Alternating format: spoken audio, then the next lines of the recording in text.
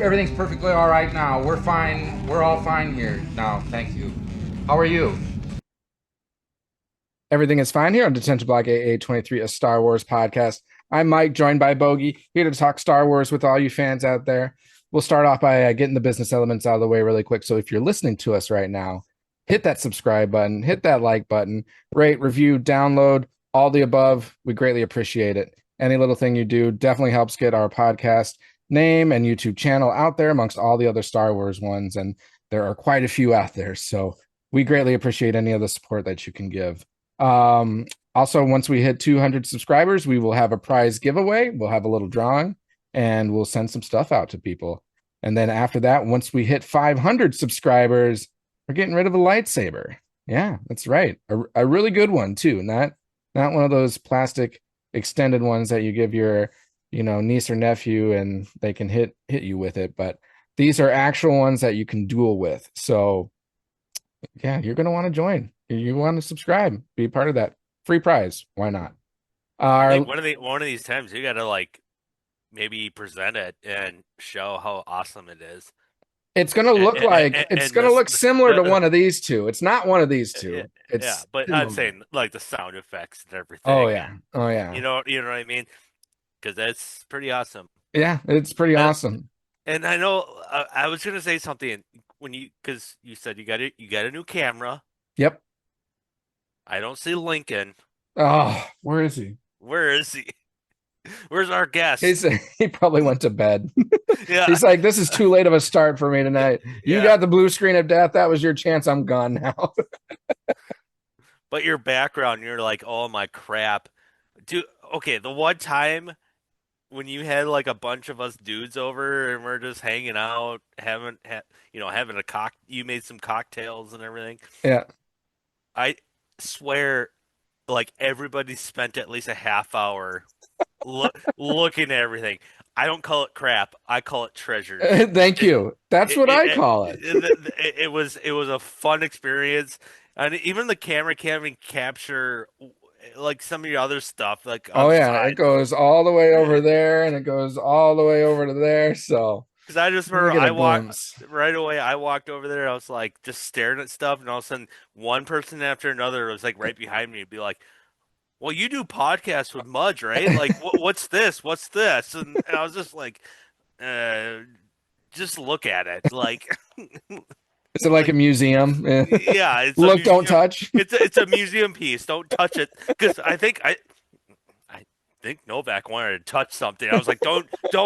I like slapped his hand away. I'm like, no, don't touch it. Like We don't unless touch. We use our eyes. We yeah. don't touch. And you're a teacher, Novak. You should know that. Yeah. um, So, anyways, yeah. yeah, I agree. It's not crap. It's treasures. Other people might call it crap, but we call it treasures. And we want How badly though I want to open your case and like put one of those helmets on. yeah, if you do, please bring like a brush or something and scrub out some of the It's, cobwebs in there. oh, well, It's I'm in I a was gonna basement, so it's a real pain like having to clean all this stuff all the time or like dust it down. It's terrible. I was gonna bring drumsticks and just beat on the helmets. Yeah, I already ate the people who wore them before. I'm an Ewok essentially. Yub dub, uh, yub dub. I yep, don't know. yep, I don't yep, yep, yeah. know. No, but uh, anyways, no, like your background, well, thank tr you. I'm doing my best. All I got is posters. Well, Uh, we got to set up your basement. I mean, isn't that where you said like even if it's like Star Trek stuff, that's fine. Your Legos and well, hopefully soon to be Lego Star Trek item, but you have plenty of Star Wars Lego items as well. oh yeah, yeah. At some point, You got to start somewhere, right? yeah, true, true. But yeah, I want to give some of this stuff away. So in order to do that, you got to subscribe to our channel and make sure you're public so I can pull your name and put you in a drawing and maybe you'll win. We'll do the drawings live on one of our recordings, so or one of our streams, so you can come along and see who ends up winning, and maybe it's you. I know Bogey probably already submitted his name about 5 times. No, Maybe Novak did, but No, right. Watch his ass get it. yeah. I would not allow that. I would be like, no, this is going to one of our actual subscribers. um Anyways, we have some things to get to. We want to talk visions. We're gonna go through episodes 4, 5, and 6 from volume 3. And then we'll save the last 3 for our next recording. But a lot to talk about with that. I do want to mention first and foremost, for any Wisconsin or Minnesota fans, it's border battle week for the NFL. Hence why I've got my beautiful Green Bay Packers shirt on. But we got on and Bogey was like, before we started the live stream, and he was like, I thought you only wore Star Wars stuff. And I'm like, no, we're about sports here too, bud.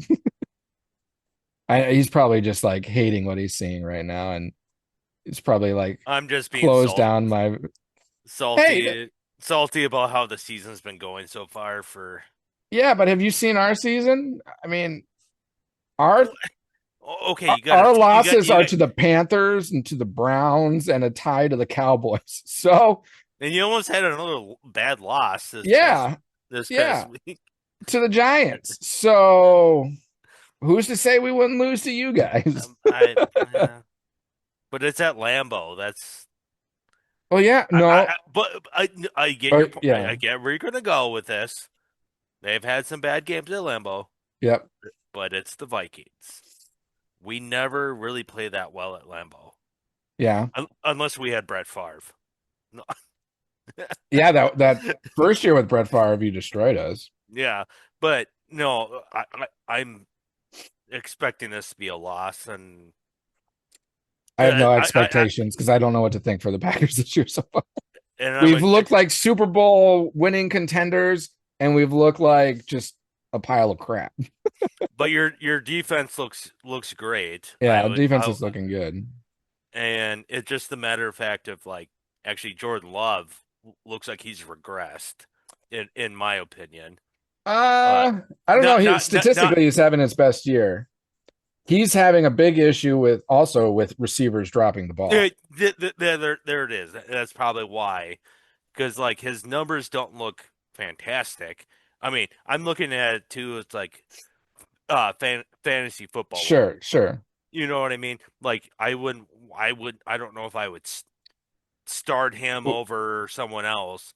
Which, did he get hurt last week? Yeah, he went out for half a series, but he came back in. Oh, he came back in. He hurt his non-throwing shoulder, I guess, but he wanted to keep playing, but it looked like the ref was the one that called him out. Like, you need to go get checked, which makes you think like concussion, but it wasn't a concussion they were looking at. So it was really, really kind of odd. So then they brought in Malik Willis, and he got a touchdown. Makes me think of the scene where I think I've seen like AI generated videos of that time when the New York Giants quarterback. Oh, sure. Is it Jameis Winston? No. The other their main guy now is it Jackson Dart? Dart, yeah. And he runs into the blue tent. And then you had God, now I'm blanking. Every time when you're on the spot, you always forget names. But their running back that like pretty much like Scattaboo, yeah. Yeah. He runs into the tent, and all of a sudden you got Debo, or not Debo, the coach who got fired. Yeah. He runs into the tent. They're all pretty much like, and all of a sudden there was an AI generated film of like, get your ass back on the court, like, or get back on the field because what's his name is blowing it, and they're talking about Russell Wilson. Oh my god, he was bad when he came in. He threw a pass that went like it was just like whoo. It was just like it like was like 10 yards short of the receiver. Yeah, like Yeah, before leading up to our game against them, they announced that Jameis Winston was playing the quarterback, and which he's technically the third stringer, and we were like, damn it. The way that Russell Wilson looked, I would rather play him. Yep. But yeah, we'll see. I mean, the only thing not the only thing, but one thing I find hope in is I don't know if you've heard of the Toyota-thon thing for Jordan Love. In each of his first two seasons, he's struggled in the first half, and then there's like the Toyota-thon promotion that takes place for Toyota. I mean, I'm sure it's like big deals on Toyota cars and vehicles and everything. And once that starts, then like Jordan Love just like turns it on. So unfortunately for you, like this week was the start of Toyota-thon. So we'll see if that holds truth. For you Star Trek fans, I'm face palming John Luke Picard right now. But I mean, also like all of our top 5 receivers are on the injury report. So who's he really and Tucker Kraft. Oh, I mean, he's done. He's done. Tucker Kraft is done. But Jaden Reed's been on the IR for a while. Christian Watson just came off the IR not too long ago and is probably still banged up. Romeo Dobbs has been in and out the past few games. I was going to say Dobbs, like, is he? Because that's one person. Wicks is injured, and then our former receiver turned cornerback, reverted back to receiver, Bo Melton. It also popped up on the injury report this week. I don't know who that is. He was like our 5th or 6th string receiver. He actually did pretty decent at the end of last year. Okay. But we have secondary issues, so they've put him in as a cornerback this year. And then due to all of our injuries to the receivers, they're like, well, we need you back. So, which the joke was, I think it was the loss to, who did we play after the Panthers? Oh, the Eagles, I mean, that's not a terrible loss. They're a good team. But are they? But yeah, they're not the same. I'm kidding. No, that's a good question. The tush push. What's your thought? What's your that's a hot topic. What would you do with tush push? Ban it next year? Would you vote to ban it? I think it's going to be banned next year. I don't know if that would be my part of me is like it's a part of football. Because of all teams, the Lions, Dan Campbell said he would not vote to ban it. Yeah, I think the vote fell just like too short or something like that. The Packers were the team that submitted the what do you call it? The plea to ban it. To ban it. Mm-hmm. But and with that, like you said, I think it was like 2 or 3 votes short because you need 2/3 votes, right? Something like that to ban it. But Dan Campbell for the Lions said he's like, if we can't defend it, well, good props on the Eagles because they perfected it. I agree. And that's kind of my stance on it, but I think there's other issues that come along with it. Yes. Like I hate it when they like all of a sudden it'll be like first down, you run it, you're 1 yard short of the first down. So second down, tush push, don't get it. Third down, tush push, don't get it. Fuck it. Fourth down, tush push, and then they get it. And it's just like it ruins I think it ruins like the fun of watching football if you're just doing that. It's just scrum after scrum, and that's where I'm kind of like I can see both sides of like how you like it and you don't like it. Yeah, if that makes sense. My main issue with it, again, I think I would still be okay with it, but I think there's got to be enhancements around it. A lot on the officiating side. It becomes too challenging for refs to see the things surrounding the play, meaning like false starts, because like almost every time they're doing it, someone's clearly jumping off sides from what we can see, but the Yes, refs can't necessarily see it. totally, So totally if it agree. makes it if the play makes it difficult for the refs to officiate it properly in that regards, it should not be legal. But like, why can't they utilize overhead review to call in and be like, there was a false start on there, penalize them and push them back? Like Hmm. that's how that should be played out. And also what they're not calling, and this is a penalty on both the offense and defense, is how the players are lining up. Like they're all scrunching in and getting really close, and some are like leaning off sides or or as I mentioned before, false starting. So there's a lot of penalties that should be called revolving around it that aren't being called. It's just like a if they set up for a tush push, it's like, oh, okay, it's a free for all. Let's just see what happens. And like that's not okay. Like to your point, it ruins like the integrity of the sport. Yep. So I agree with Dan Campbell. If you can't, as a team, stop the play, then that's kudos to them and your fault as the Lions. However, if there's things that are occurring that should be penalties and make the play not a legal play, then there should be consequences to that. So that's my 2 cents on it. And I liked because I've seen now other teams start to adopt with the Vikings. Brian Flores, mastermind for defense, how where the center is like where you got your center guards tackles, Yep. everyone's lined up, but on the defensive side you have your nose like a nose tackle, Yep.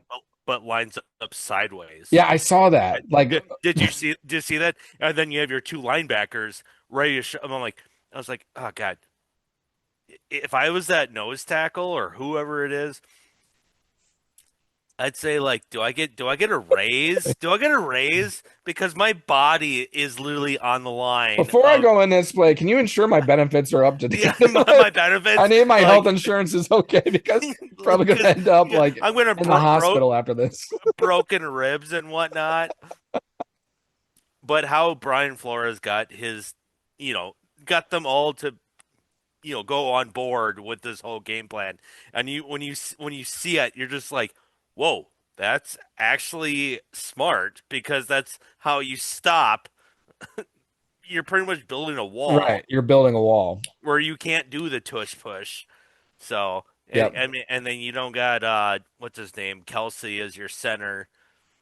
I think Kelsey's a bulldozer. Yeah. I love Kelsey, like J, Jason Kelsey. Yeah.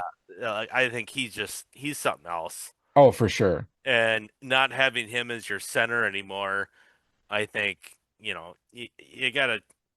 I don't know. I think the Eagles need to really dial back, and then part of that too. In fantasy wise, I'm super pissed because I think Jalen Hurts probably has like 10, 11, 12 touchdowns from the 1 yard line, Mhm. and I got Jerome Bettis style, man. Saquon Barkley. I have him too. It's just like that should be his touchdown. What the hell? Well, yeah, but as a fantasy drafter, you should take that in consideration before drafting him. I mean, I drafted him too, so but he was also available to me at like the eighth pick. I'm like, Hey, okay, I'm going to hey, pick up Saquon Barkley. I'm an eighth pick. you can't talk. You got doubled up on. Yeah, that's fair. I And, mean, and you didn't even know the rule. yeah, Who, I who, mean, who because whose someone fault? hasn't told me three Whose times. fault? Whose fault is that? Someone we've mentioned earlier in this podcast.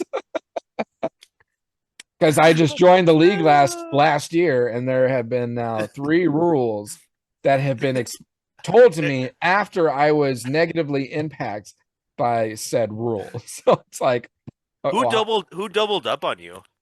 Was it uh, Chelsea? Chelsea? Kelsa, aka AJ, because he drafted. No, Al draft or no? Yeah, What? yeah. No, no. Chelsea was there at the draft. It was Shannon that didn't draft.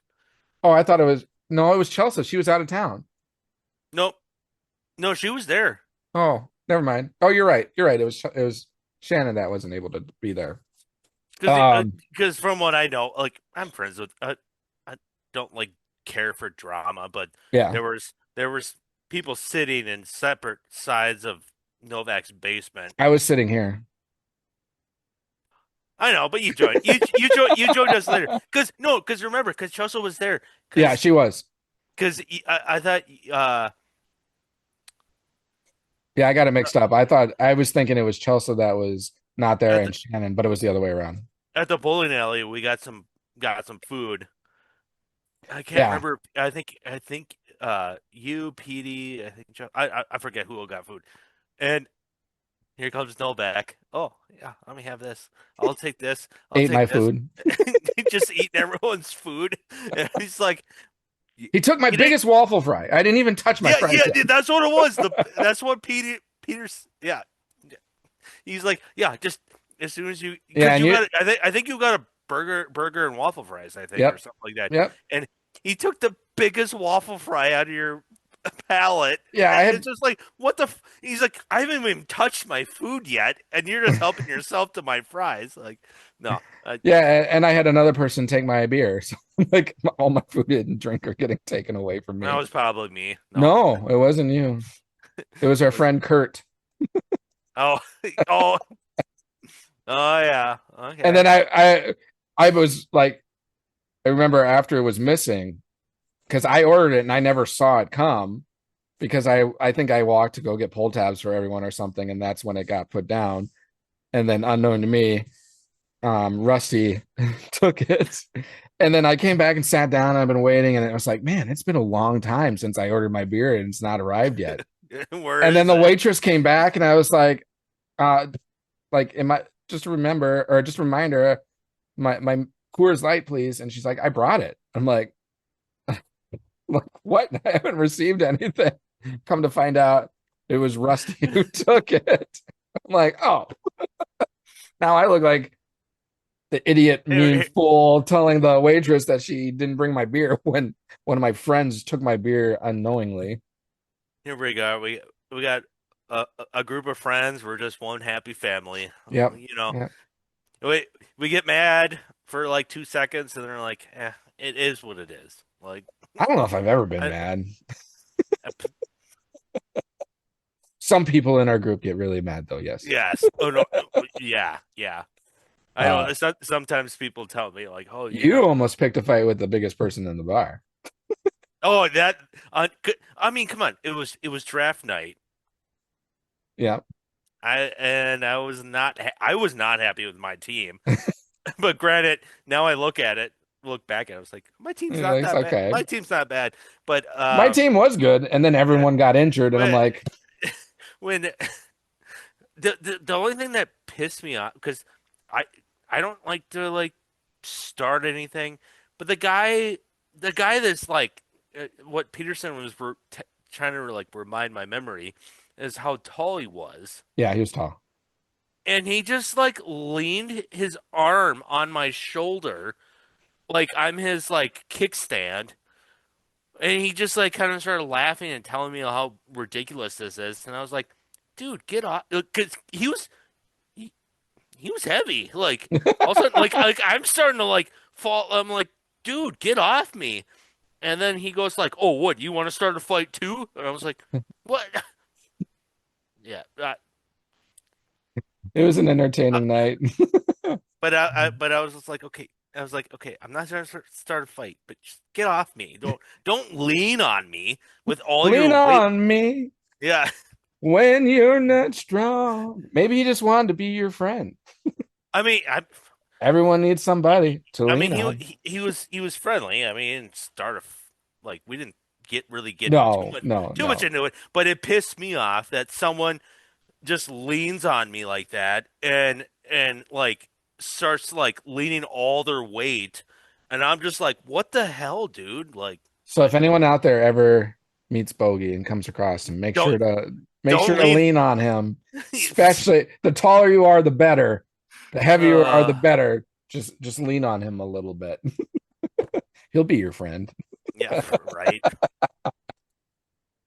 But yeah, I mean, good luck with that. No. my team has had so many like okay, for reference, I'm in 3 leagues. I've had such a shitty year this year.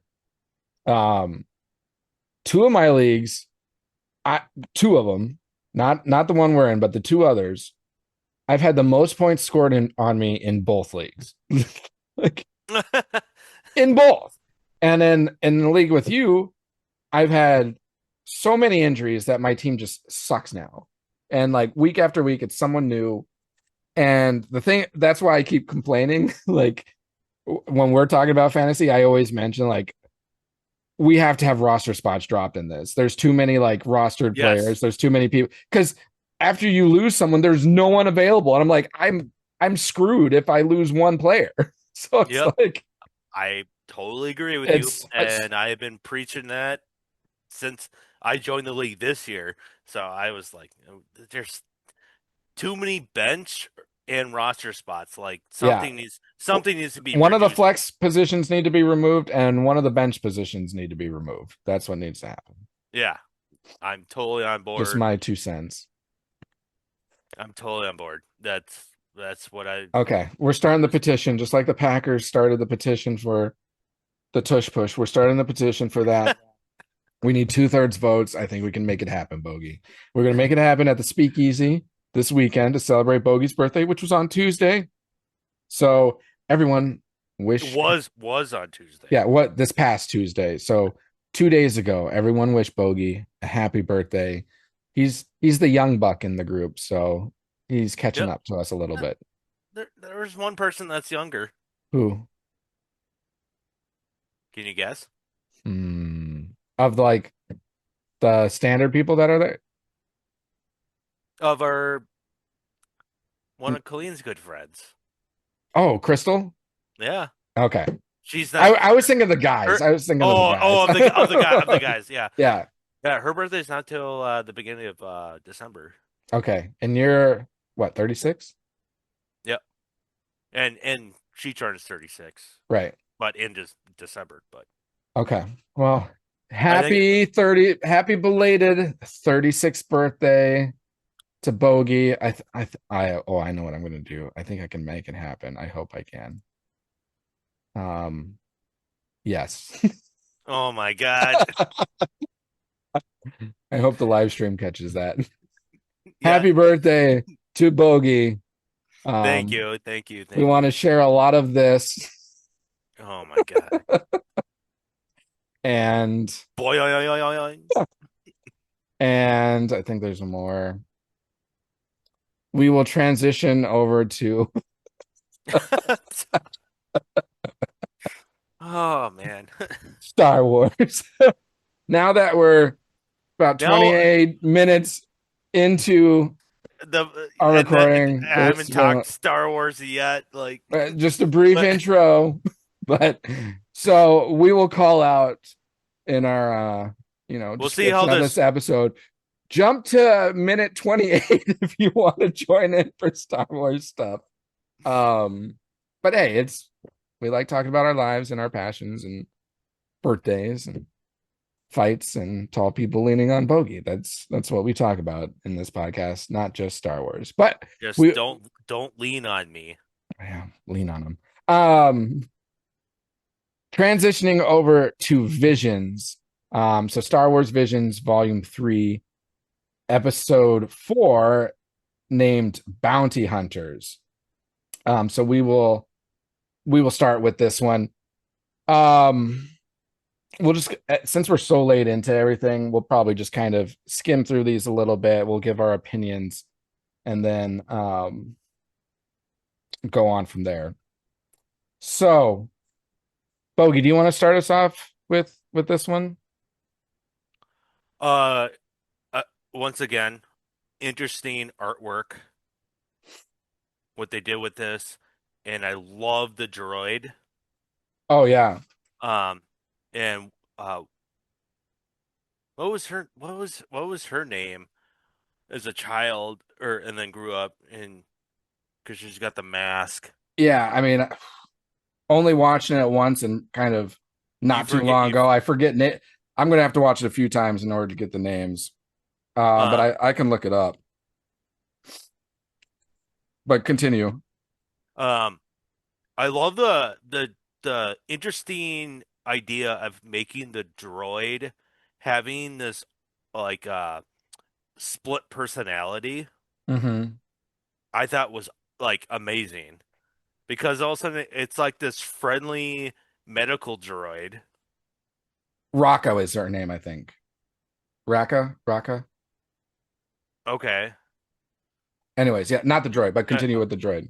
well, yeah, the gal Yep, because like they were companions on their ship, yep. and I loved how the droid was had this like it came out of nowhere when she's in her ship because we thought when we saw the trailer it was um uh Mando's ship Oh, yeah, it eh, looked very eh, similar to yeah, to his ship, but it's not, but somewhat similar. yep.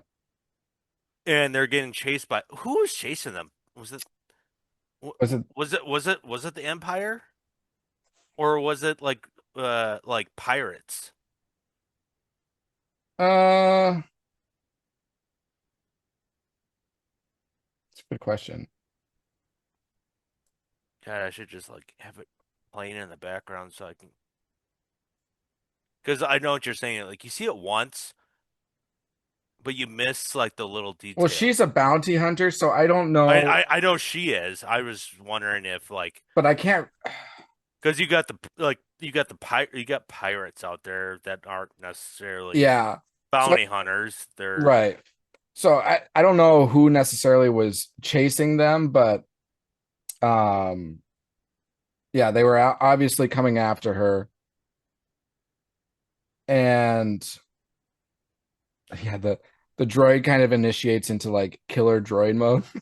and that's what I'm saying. He's got the alternate he's got like a It's like a dual split personality a split for a droid.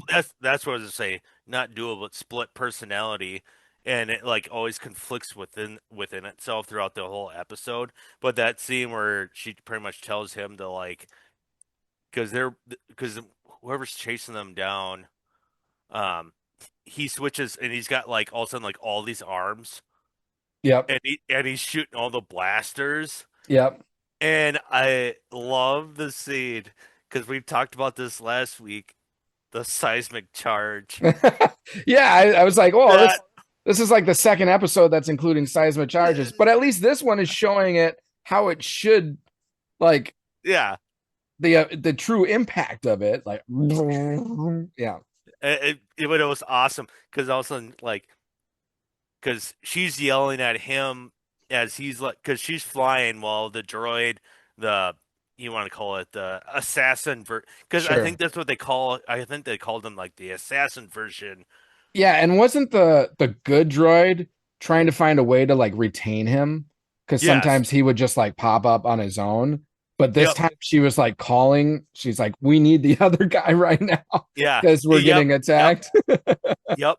That's exactly what was going on, and like, and the when he goes into assassin mode, like his arms, he's got like splits into like three more arms. Yep. So that's and he's up and he's like pushing all the buttons and doing all the blaster fire to like kind of like draw their fire to like get them go away. But then their shielding goes down, and I gotta say, okay, that's a ripoff from Star Trek. The way their shield looked like a bubble. Okay. I was like, that's Star Trek. I don't recall Star Wars having a like their shielding look like a bubble. So um so as they're escaping, they drop the seismic charge, and like you said, like the sound and everything, Yep. and they're just like destroyed. And then the main character, she's just like, God, It's like they're so expensive. it's so expensive. Yeah. Do you realize just how much we paid with that? We just lost with that or something of that sort. Because I always wondered that because I was like, you never see them, but Yeah. they gotta be like really rare like expensive and everything. Well, I So mean, in that other episode in the last recording we had that we talked about, those AT-ATs were just dropping them like they were cheap pieces of shit. no, yeah, it's So, just pooping them out. but and those were like smaller explosions, but Yeah, I was glad to see that they actually had the full effect of what these seismic charges should be. And I because love the fact that she alluded to how expensive they are. That was pretty cool. and the artwork too, because she's like she almost kind of like had like to give up like because their shields were down there and they were trying to escape, and she goes, "All right," because I was to me it was like you probably only have one. Yeah. She's Yeah. like, and then and he goes, "Oh," the droid goes like, "Okay," and he like pushes all the buttons, but then like the artwork of it just like boop, and it just like pops out, and then all of a sudden, doom, like it just like like all the ships that were chasing them were just donezo. Vanquished. Yep. Yep. And what I loved about this episode is that it, from an anime perspective, this is like truly the anime like I think of, like a similar Yeah. art style to this. Like this is good anime, in my Yes. opinion. It's what I'm familiar with. So that made it enjoyable to watch for sure. Um, so they escape and they're like approaching a planet, which I wanted to mention too. Speaking of that droid, okay, how poor of an Arnold Schwarzenegger accent droid did we have in that assassin droid? Like it Is sounded that like what a it sounded like a poorly done Arnold Schwarzenegger accent is that what it sounded like for you? for me. That's all I could hear. Get Get down, like, get to the and then a chopper. boom. Like he kept saying like boom Okay. and everything. There was like a remnants of like Arnold Schwarzenegger in that. And remember, these are originally done in I believe Japanese, and then they're later dubbed in English. So I don't know. I feel like I had a hard time taking that droid seriously when he was in assassin mode because all I could hear was like Oh, a poorly okay. done Arnold Schwarzenegger. If It's I like if have, Arnold Schwarzenegger was doing a droid, but like it was some voiceover acting like Arnold Schwarzenegger doing a terrible job. like I said, I have it on in the background right now, and he's in medic mode Okay. because he was a medic droid, I think, what they said. Yeah, he's like a tech medic, just a more sophisticated droid when he was normal, and then he was definitely like more of a Hmm. And protective droid. but I see what you're saying because right now this is like, well, I don't think his voice sounded, but when he goes into assassin Assassin. mode, Yeah, yeah, I can totally see what you're talking about, and yeah, no, to that me, I part was bugged me a little bit. now when you say that, like when I'm thinking about it, it's like, oh yeah, because I was like, sometimes when you watch, like, I think we discussed this earlier, was um, sometimes when you watch something, you're like, I know that voice. It sounds That like something, that you happened to know? me later in this episode too with the Twi'lek prisoner. Like I've heard her voice before. I swear I've heard her voice before. She has like that like British South African accent. I it almost sounded like someone we've it reminded me of from the Acolyte, the mother figure from like that witch cult that they end up. It sounded very much like her. So I was wondering if that's the same Oh, person, but I don't know. It just was a very familiar voice. Um, so yeah, they kind of they escape, and then were they? I'm trying to remember if they were flying to the planet or they were kind of in the vicinity of the planet, and then they got sucked in by a tractor beam.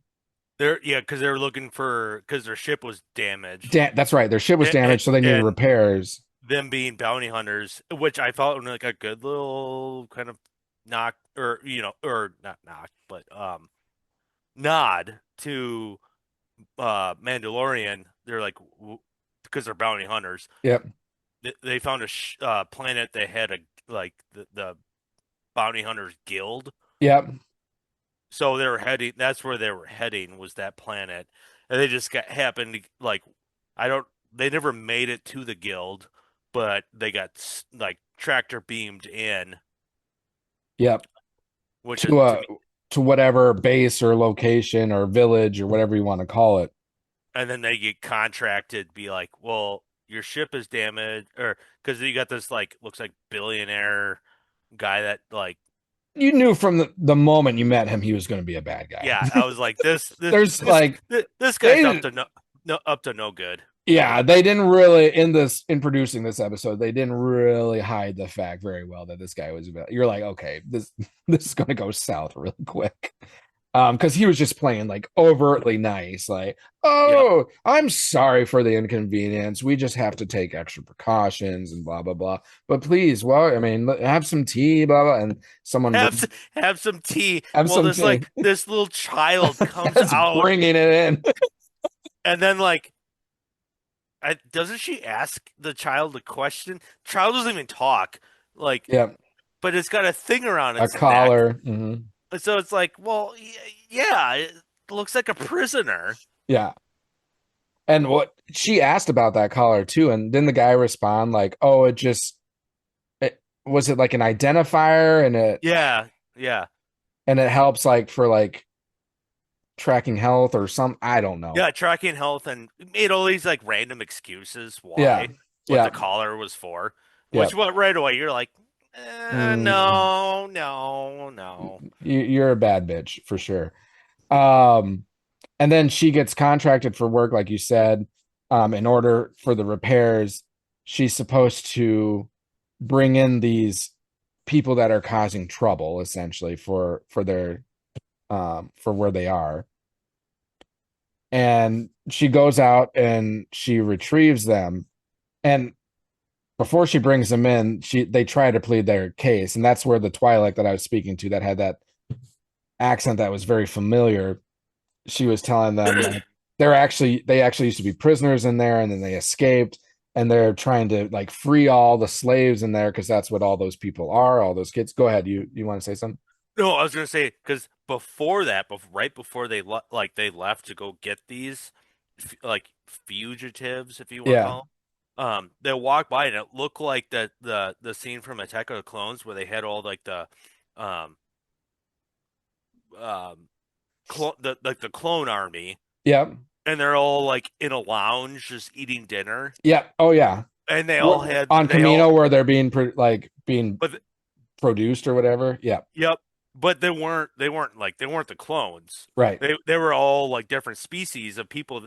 Like there were like kids getting Yep, captured, and I imagine being raised to be loyal to whatever whatever his face is. Mhm. his face is and what the cause, and because they never really described like who he is or what faction he's a part He of. was just a very rich person that Yeah, was obviously taking advantage of slaves and yeah, enslaving everyone like all these kids and everything. So, anyways, that's what I was going to say because I thought that was an interesting scene because everyone was like wearing like like wardrobe. They're in this like white room. They're all like eating dinner. It made me think of that Camino scene when he had all the clones just. yeah.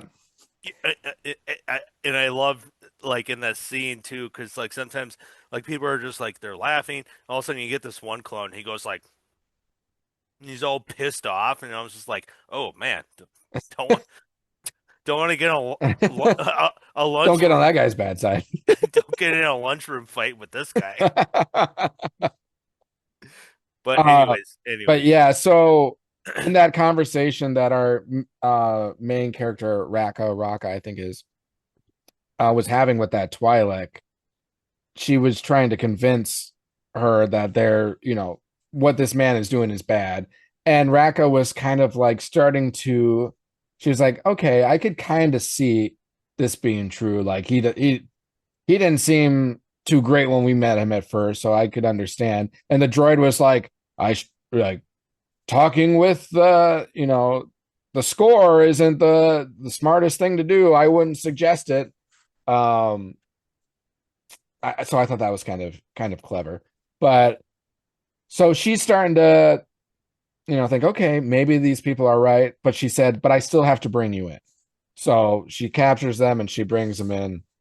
And then we see them being presented to this billionaire dude. And she's starting to question him about these people. And she's like, why don't you bring in that girl again and we can ask her or whatnot? And he's like resisting to that. And then I forget how it happens, but she says, well, I forget well, I won't even go into it because I don't even know I can't remember what she said. But then she releases all of them, all the prisoners, and they draw their guns. And then he has two guards that are these huge droids are kind of activated and in the response, and they just start shooting at them. And the chick, the Raka girl, kind of takes them out pretty easily. And then he has like a droidica from the prequel trilogies that's got the force field around it, drops that down and starts attacking them. And that was overkill. But I loved it. I love seeing a droidica though. Those things are awesome. But yeah, Is that what they're technically called, droidicas? droidica, yeah. I thought they were Droidica. just called because Obi-Wan said it in the film. Because I know what do you call them, said like send the droidicas, but Obi-Wan Yeah. said like, Master Destroyers. Yeah, they've got destroyer. They also call destroyers. Okay. Destroyers. I've heard them called rollers as well. Roller, okay. Yeah, but they're droidicas. So like the actual droids are like the B1 battle droids, and then you've got the droidicas. This thing was huge. Yeah, it was like it looked like it was made of gold. It was almost it. Yeah, it looked like it was made of gold. It looked like it was bigger than original droidicas, but smaller than those massive ones we saw in Book of Boba Fett. If you remember those that the Rancor was like battling. Oh, yeah, yeah. Smaller than that. And this one was like also retrofitted so he could like be in it. And yeah, I know, yeah. That's how so he's like shielded by it and everything. So they have this like long drawn out fight, which obviously she ends up coming on top and vanquishes him. He didn't die though. But gets help. Yeah. From her droid. Yeah. From her, yeah, that's right. Because the droid left because the droid was like, "I'm not playing a part in this. I'm taking the ship and going." And he was trying to, because he's like, "This is the bounty. This is the reward." Which his reward was more than they even negotiated. So he was over generous with the reward. But the droid wanted himself to be fixed. Yeah. Because he didn't like this two-sided persona of flipping back and forth. He just wanted to be one. Mm-hmm. And so with that, he took off with the ship while she brought in the bounty. But then somehow something must have clicked where he decided to come back. Right, which is interesting. Which comes back at the end of the episode. Yeah. Because he was as he flew off in the ship, he was listening to all these recordings she was getting, and there was actually like, it just was the matter of like how much it cost. Yep. To fix him, because he's like, I need fixing. I can't. It seemed like he had this like internal, which is kind of which I kind of like for like a droid. Yeah. To have this like inner fight with himself about like I need to be fixed, even though it's like you got the, you could call it the light side. He's a medic. Yep. If you want to call it, and he's good at that. But then when needed, he can turn into an assassin. The dark side. It's a light. There you go. Yeah. Light and dark. And it was also visually represented because he's more of like a white and bluish tint because he's got the blue eyes and he's a lighter tint when he's the good droid. But then when he's the bad droid, he's all black with red lights. And it looks like he turns into with multiple arms. General Grievous. Grievous style with like 6 arms and everything. Yeah. But it's like, so anyways, that's my take on that. And it was interesting too, because they, the main character, she used his split personality to defeat the bad guy, this billionaire guy, because he was like, if you destroy your droid, I will like set you free, essentially. And she said, and she complied. She's like, all right, I will destroy so and so, meaning the droid. But she was only referring to one portion of the droid, so that Oh, he could flip on to his assassin and then later help to like vanquish him, which is what happened. that's a good point, and I really like that aspect where Yeah. kind of like that trickery, I Yeah, guess. that trickery right there. It, It definitely caught me off. Like I didn't see that. oh yeah, I didn't either because I was like, oh man, you killed the droid, and all of a sudden like it flips over, and all of a sudden it's like Yeah, because I think she made the the comment of others. like, yeah, I destroyed such and such, but not the other version of it. And then he pops up and does his thing, and then she was able to like take him out as a result of that. But I was gonna say though, so when he is inside that droideka destroyer, whatever we want to call it, Yeah. he's just unloading, and Yeah. she's just hiding behind this desk, Yeah. and I was just like, See, uh, that's anime. it's anime for you, I guess. But then when she communicates with the droid, because he comes flying in with the ship and just unloads, but it Yeah. didn't do anything against the shields. Right. Then he tells her like there's a weak side on the backside of the shielding. I was like, okay, anime, all right, Yeah. I'll fly with it, I guess, because like she threw like a thermal detonator like at it already in the front, didn't do anything.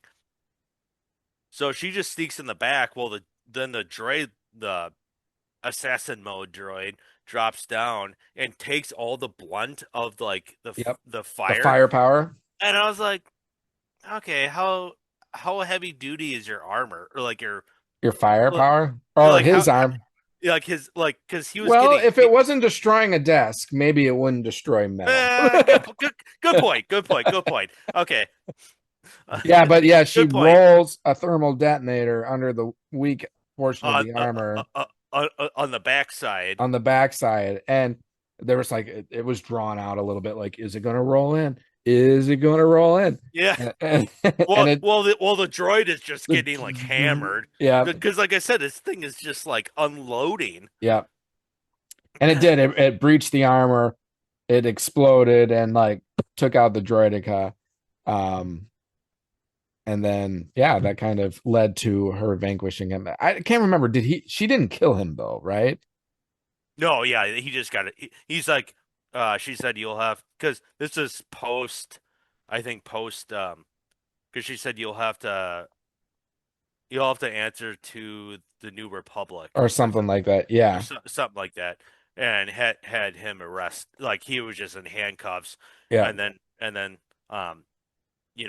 freed all the enslaved captures or whatever. And Yep. then And that little girl that brought in the tea was end up being sister yeah, to sister. the Twi'lek that was captured as a bounty.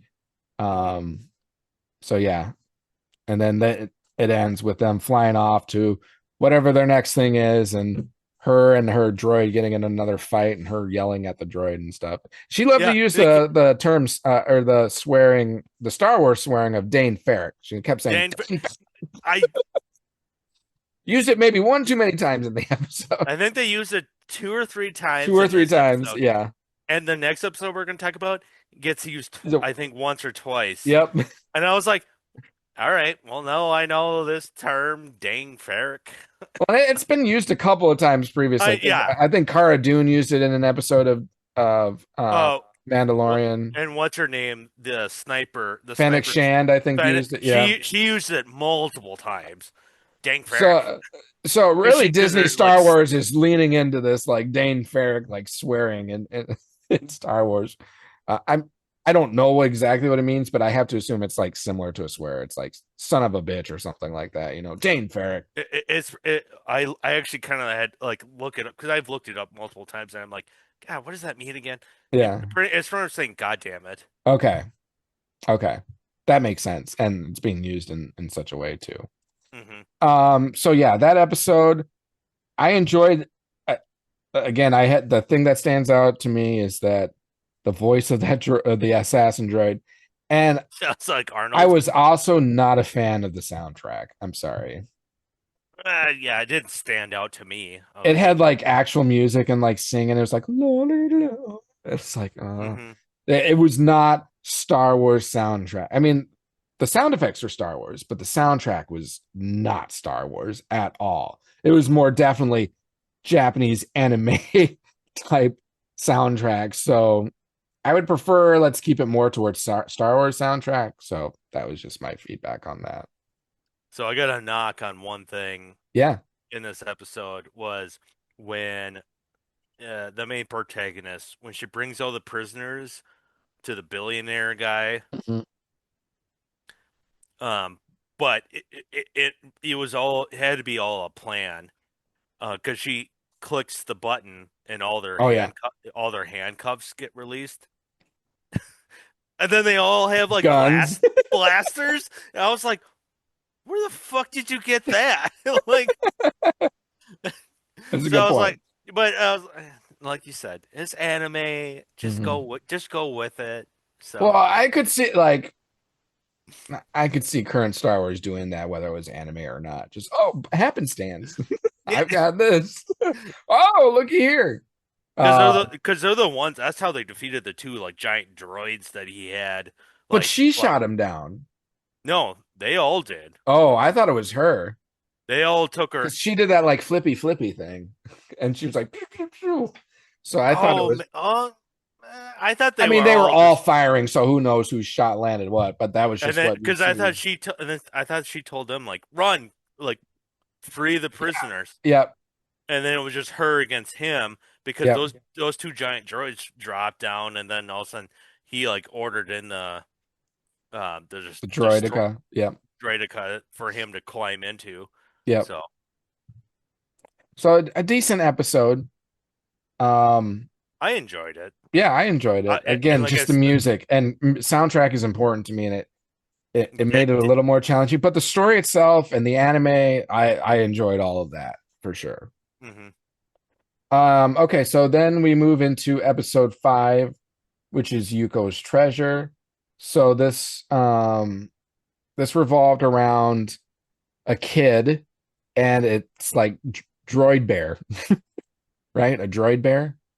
Yeah, Um, called Billy. oh yeah, good recall. I didn't remember the name of the droid. Billy. Um, Oh God. you can tell Bogey was a fan of this one. And so the parents are no longer with us for the child. And I'm trying to remember how it all starts, but I know there's this like, I don't know if they're bounty hunters or just like this gang that includes this like almost Batman looking Egyptian god, I don't know, Yeah, I would figure. say like an Egyptian god.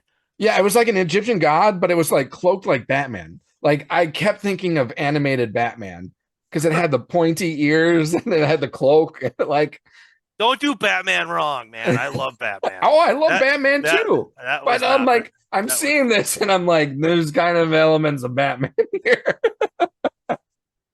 Can you at least see what I'm like? Can you see yeah. the No, connection? Okay. I get what you're saying. I Batman get, too, but I'm like, okay, there's I'm but Batman. I get what you're saying. It looks more like an Egyptian, Yeah, it's like an Egyptian god of like a bird god or something. I don't know. which is where the direction I think about this show. I mean, granted, when I was a kid, sure, I liked Pokemon. I like Yu-Gi-Oh when I was a kid. Yeah. This is like like it's almost slapstick in my face of that kind of animation. Yeah. And when I say Yu-Gi-Oh, because it has like this like Egyptian kind of theme to this like Yeah. card game that they play. That's where it kind of like stuck out at me. Yeah, that's fair. So And that's this definitely like this was anime, but it was also kind of like Cartoon Network-esque, like yes, cartoon to yep, it as well. Like, oh, we see the monster and like move our feet, but we're not moving anywhere, and then type of a thing to it. like Um, right now I'm like watching a scene when he, which because this all takes place. I imagine Tatooine, right? Oh, because I did like that. they I re I'm they like, re they reference Mos Eisley at one yeah, point, so it has to I be did like Tatooine. that because I'm like, okay, I can. This feels in a way Star Wars. I know where this is happening, even though everyone's tired of like Tatooine and desert planets for Star Wars. But at least it was like familiar territory here, so I can. All right, we got Mos Eisley and we've got the desert. Okay, sorry, continue. But I'm gonna say, I like right now, like as I have it on mute in the background, just to like remind myself of different aspects of this episode. Yeah, Was the kid in the blue hair? yep, To me, it just looks like Dragon Ball Z yeah, yeah, type animation. But he goes into that bar, and it looks like the bar where, um, yeah. The cantina. So I think it was the Cantina, same cantina. and the bartender goes like, "You're not allowed in here." But his like animation looks more crisp Yeah, and more like, and he got this adult, like got the mustache and yep. everything about his like artwork. But then Seemed better. it goes to him, it goes to the kid with the blue hair, and I'm like, what the? Nothing's translating very well here. Like, you look like a, I don't, I don't know how to describe it, but it was just like it took me out of it. I Yeah, guess out of the story of what the hell was going on, sure. of seeing like two characters. I don't know. It's like having like a wheel or like a real live action movie, but then you have like Bugs Bunny like jumping around as a cartoon, Yeah, like inside of like a live action. You're like, wait, you're taking me out of it. Like, yeah. so No, I that's mean, totally fair. that's And my take on it. And then the teddy bear. I oh my well, then God. and this isn't that big of a deal, and I'll probably get some hate for it, but um, I also like. I was trying to think: is this a little boy? Is this a little girl that was with the bear and Yuko? Right? Yuko, yeah, Yuko's Yeah, treasure. no, that's a good question. Like I'm like, okay, what is our situation here? And like, I didn't figure that out until later in the episode. Again, it's not the biggest deal, but I'm trying to set a scene. I'm trying to set the characters and everything and understand them. And I'm questioning that as I'm watching the show or watching the episode. And Uh, what is it? What is the answer? Because I don't know. it's a little boy. They're both. So he's a little boy, and then the blue haired boy is like. And for a while, I was like, is this blue haired boy going to end up being this kid's brother? Because they talked Well, about that's what how I. the blue haired kid was like lost his parents.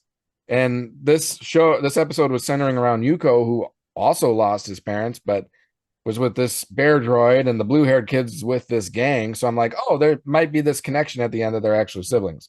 Well, that was never mentioned, or we never figured that out. So I don't think that's the case. But this gang or whatever had heard about an apparent treasure that that this kid or this family had, and they were The coming. the red-haired kid The or red kid. haired or pink. It was more like pink. That's why I was like questioning. Oh, pink. Yeah, yes. Um, and so they come to this family, or to claim the treasure, and um, but the blue haired boy who was part of this gang like ends up like I don't want to be a part of this, and like ends up leaving the gang and supports the boy, the little boy, and the bear. Sorry, you want to say something? Oh no, keep going. Um, and I just remembered, didn't the bear turn into like Darth Vader droid bear? That's what I'm talking about. This episode, I cannot. When that happened, I was like, Darth Vader. what the what the bleep are we watching? Um, the one thing I was gonna say, because like I said, I have it right now, it's just playing it in the background. Yeah. Um, it was her birthday. The pink hair. Oh, the boy. It's a boy. So it was his little boy's Or birthday. yeah, boy, I think I think it's a she, and they messed up because I do Yuko. We remember can say Yuko. It was Yuko's birthday. Yuko's birthday, and the teddy bear's like, I gotta go to work, I'll come back, because she like didn't want him to like the teddy bear to leave. Yep. Remember that, like the beginning of the episode, Yep.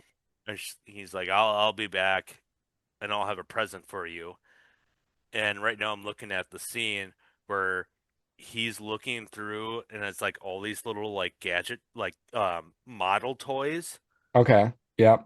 and it's the one that Obi-Wan gives to Luke Skywalker. The little It's got tea it's got hopper. it's got the like the triangle. Yeah. It's called like a What tea what hopper or something. is that what it's called? But you know what I'm talking about, the Yep. one that he gives like Owen Lars is like, we don't need this, and like threw it back at him. But Yep. then at the end of the season, finally was able to give it, and then in New Hope, uh, Luke's playing with it. Yep. So It's a T-16 Skyhopper. that's okay. Is that like an Empire ship, or is that I think it's just a just a ship. just a It's ship? not like affiliated, it's just a ship. Okay, but he's like he's like the teddy bear is like touching it and is like looking at it like, and I was like, oh, that's a good nod to, the whole Luke Skywalker and everything. Yeah. He They was were about this studio was definitely playing off of like nostalgia there you go. to Nostalgia. Yep. draw in Yep. viewers because again, Tatooine, Mos Eisley, you've got this tea hopper, this bear turns into like Darth Vader droid. So and the villain is like a cross between Batman and a feral god or something like that. So but So yeah, they were definitely playing on nostalgia. so outside of the nostalgia of this episode, uh I definitely give it a fail. I wasn't going very. It was definitely directed towards younger audiences. Yes, I mean, yeah. I mean, I'll give it that. Yeah. And I mean, I will say the soundtrack was better than the previous episode. So it had that going for itself. Um, but I agree. I mean, I mean, did you like the teddy bear? His chest is a microwave. that I when that I started, mean, who doesn't and then, want a teddy bear droid microwave? I mean, when I saw that in the beginning, I was like, "What the fuck?" It's like, And I will but say I the mean, story was very sentimental. Like the message, yeah, again, it's yeah. good for younger audiences. The message here was, a treasure isn't always money. Like family is more of what the treasure is.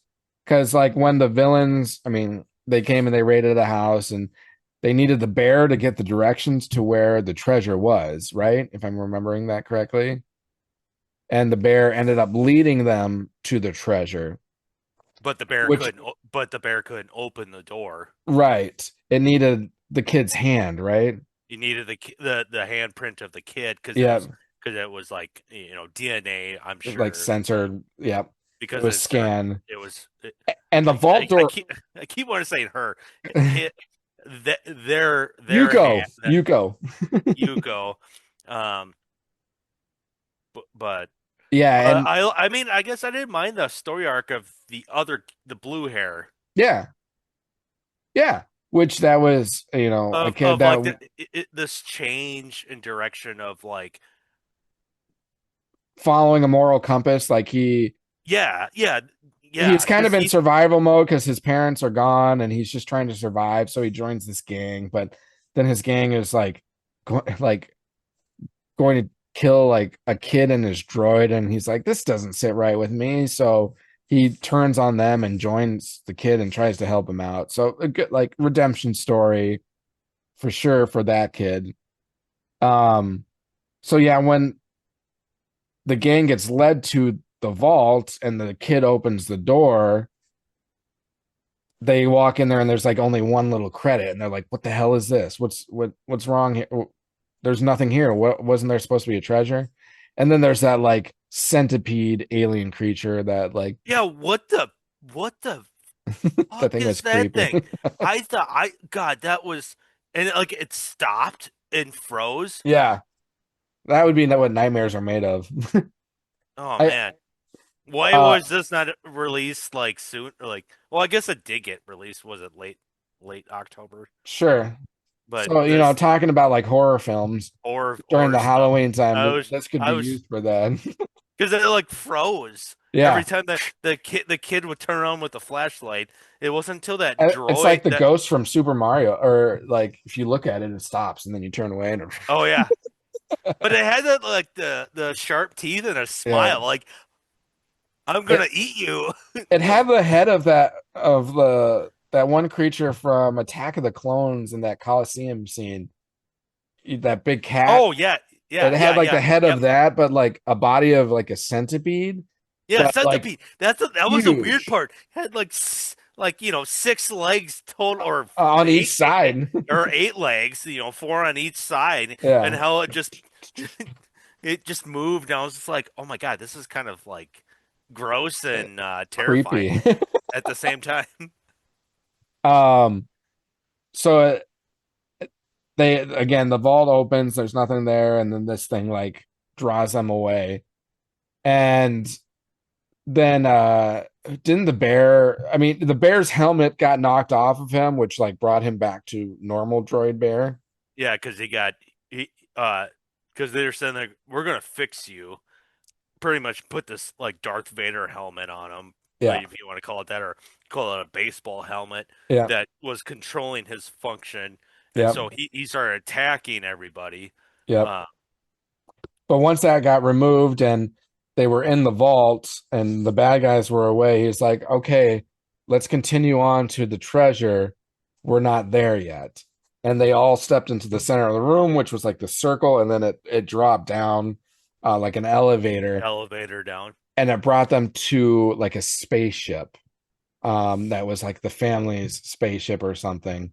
And the And there's like all these other type of things, yeah, and I think, um, what's her Yuko. Yuko recalls because it looks like that's where she lived. Yep. Because Yep. you It saw was like like the home, and their home there are or like projections of different areas of the scenes place. that happened at that part, like at the kitchen table, and them doing something, and then them Yep, doing something over here. yep. So it's just like the memories of the family at home and everything like that was the treasure. And then what was also there The was, oh, go Oh, ahead. no, no, no, no. Go ahead. And Sorry. then what was also there was like a family spaceship that he could now use and fly to make his own Now you're saying adventure. he. Now you're saying he. Well, it is a he. No, Yuko? Yeah, Yuko's a he. It's a boy. That's why I was always confused. Well, I thought we were just calling him Yuko. No, Yeah, because we're I think calling him I think Yuko. because I thought, yeah. Okay, we'll go Yuko. We'll get into the next episode where I'm just like, what the fuck? But I don't We care. go Like full question mark on that one. full question mark. Um, but I like how okay, so like not to like cut you off, but like Yeah. um what's the blue hair I kid? don't know what his name is. But okay, that's just called blue hair and pink hair. Blue boy. Yeah, blue and pink. Um when towards the end of the episode, he was just gonna walk away, Yeah. and the pink hair was like, "Hey, where are you going?" He goes, "Well, this is your family. And and the pink hair was like, "No, your family now." Yeah. And took him in, and then that's when they jumped into that that ship. Yep. So that was like kind of like a bittersweet, I guess, to this I would call mediocre to dog shit episode. Yeah. But that bittersweet ending of like kids kind of reuniting, and like the blue hair kid kind of redeemed himself Yep. after he kind of betrayed them. So Yep. I mean that's my take, but I still don't. Oh, this because I have it because like I said, I have it on in the background. When they get into that like the cave, and there's like a ladder. Yeah. They're going down a ladder, and the blue hair kid is like, "Okay, follow close right behind me." And then the next time you see them, they're in an elevator. Oh, really? Yeah, you're like, where the fuck did the elevator come from? Why were you walking? You're going down a ladder. What Next thing transition was this? it's like, what the hell? Because this is like where they're trying to like get to like the secret base. Oh, and this is the other thing. The cartoon was so bad with those little red things. A little red thing. Remind me. Oh man, they're like they're part of like the whole entourage of the Batman Oh, of the Batman oh, guy, and they're like that that's right. they got the most Well, silliest animation I've ever seen. well, that's how they were able to recognize the kid because it had that droid, which was a unique droid. That's what those little cone things are. Is that what you're talking about? Oh God, I wish I could show you. Like they're just like little. They look like red domes, but they got eyes that like look like super cartoonish. And Sure. then their lips look like. To me, it looks like something straight out of SpongeBob SquarePants. Like I said, like Because they were like helping the gang, right? yeah, they're like Yeah. they look like minions. That's how I Yeah. should say. Okay. Yeah. Red, Oh, the red, red, minions. red looking minions. So it wasn't the droid, it was the minions that were like helping. Because isn't the droid from that like a cone shaped droid with like a single eye? Am I Yeah. remembering? Oh yeah. Yeah. Yeah. That's also in this episode. Because that was how they recognized how the gang recognized the kid, right? Or something. Yeah. Yeah. Yep. Yep. Okay. Because there's more of those that kind, but But he yeah, I was know what you're talking uh, about with like the minion looking things. Okay. I'm following. they look so oh my gosh. Because I remember they were like sitting out by the door of the ship at some point, and God, we're just watching this episode in the background is like it's cringe. well, spare yourself then. But but every time it like then it fans over to your character, the Batman, it looks like it's trying to be serious, Batman. and then it fans over, and then you see these little red things running around. I'm just like, oh my God, no continuity. Like make it make sense. Like I agree. I mean, again, it was for younger audiences, so I will I spare I them I get your that point. I totally get your point. with that. But yeah, just not necessarily our cup of tea. But Well, and then it was a good message. It was a good message. the fact that It's the fact that every time the big teddy bear droid, like he just like falls over, it's just like spread eagle, just like I'm just like, oh my God. I mean, who doesn't want a big teddy bear droid that's a microwave? Come on. We all want that. It's ridiculous, but I wouldn't say no to it. If someone comes up to you, hey, do you want a teddy bear droid that's also a microwave that will follow you wherever you go and lead you to treasure? Be like, sign me up for that. You're like, yeah, I got some leftover pizza I gotta warm up. Yeah. Hey, but pizza's better in like a convention oven or, toaster oven. Microwave, it just gets soggy. You need to reheat pizza in like an oven, right? Yeah. Oh, you Yeah, like you like microwave pizza. You're probably one of those that like no, cold. no. I You mean, like cold pizza too, don't if you? oh yes, Oh, yuck. Gross. really? You Yeah. don't like cold pizza? No. I mean, No. in a pinch, I No. No, will I go. won't even eat it. I hate But cold pizza. but if I have a preference, it definitely needs to be warmed up. In a pinch, yeah, the microwave. In a pinch, I'll do microwave, but I won't do cold That's pizza. what that's like a lot of times where I'm like I'm hungry and I need something now. In a pinch, microwave's the way to go. But I mean, But I totally get. Look, put a toaster oven yeah, or in the oven itself. It you that need that takes crisp crust again. You don't want soggy crust. yeah. But I know But people will probably murder me for this, but I mean, I think pineapple's fine on pizza. I love Oh pineapple on my pizza. God, See, I knew. you're one of Yeah, those. you're one of those that will eat cold pizza, but I'm one of those that I like. Pineapple's good on pizza. Hey, Hawaiian pizza's good, man. Or substitute that ham or Canadian bacon with some pepperoni. Mm. Okay, we're Good. done. Good. Just like like in Bruce Almighty. It's good. It's good. It's good. Um, all right, so that's episode 6, Yuko's Treasure. We'll move on to the last one we'll cover today, which is episode 6, The Lost Ones. And this, I don't know if you want to call it a continuation, a prequel. But Bogey and I were talking about, or we were talking before we jumped on the actual recording, and we were saying, we thought there were only going to be 2 stories that were going to have a second episode, which was going to be the duel and the Ninth Jedi.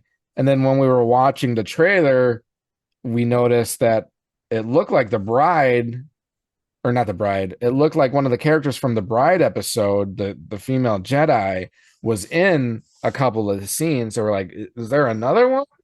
And then after watching this episode, or during the watching the episode, sure enough, the character F from the bride episode from volume 1, this story was another one of her stories as well. So interesting that we've got 3 of them now that have a second part. And again, it has to be a sequel just because what happens, and you alluded to this when we were talking. I think it might be a prequel. Oh, you think it might be a prequel? Okay. And we'll get into it, but Yep. like I said, her missing limbs. Yep. So I've in this have episode, yep, in this, sorry. Go no, on. you're fine. This episode, it kind of starts out, so she's with this like gang of guys that are obtaining this resource, right? Of this, like, is it carbonite or something like that? And She's by herself. she's by herself. But she's like investigating because Okay.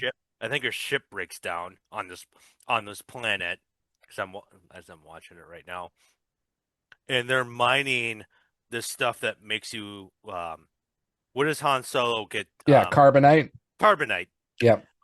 They're mining this stuff, and because her ship breaks down and she's out of fuel, Yep. so that's where she had, like, kind of like looks down and she sees a town, and she eventually, like, infiltrates and finds this crew that is still, like, they're infiltrating the carbonite themselves as well, Yep. but they're also refugees of this planet because the one guy, they're like, because they're yelling like, we gotta go, because sometimes, like, because, like, they said the Empire left because Yep. it's kind of like a mining incident where Yep. now everything's just like shit, and you can't. There's nothing you can do without the risk of this carbonite just Yep. like freezing everybody.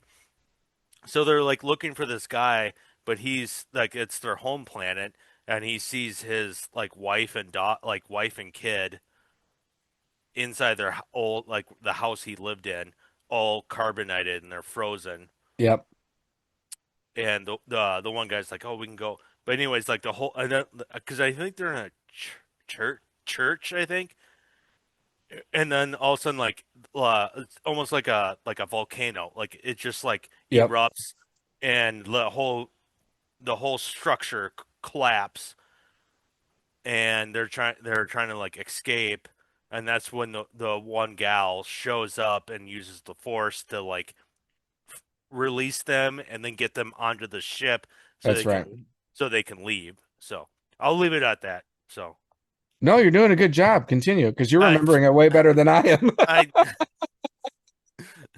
um, because this gal, she's like, I'm trying to, like, remember. I almost want to rewatch if she was in that episode that we're talking about before. She's got a scar down her face. Um, and then the ship they fly away in. That's in one of the movies, isn't it? It looks so familiar for the like design. I think that ship is in that Bride episode, if I That's recall. oh, maybe that's where I'm thinking. If I So, recall, I could be totally wrong, but that's what I'm thinking. but this is weird. What do you what's your thoughts on this whole like aspect thoughts of this episode of like a carbonite like it, like a carbonite gas Hmm.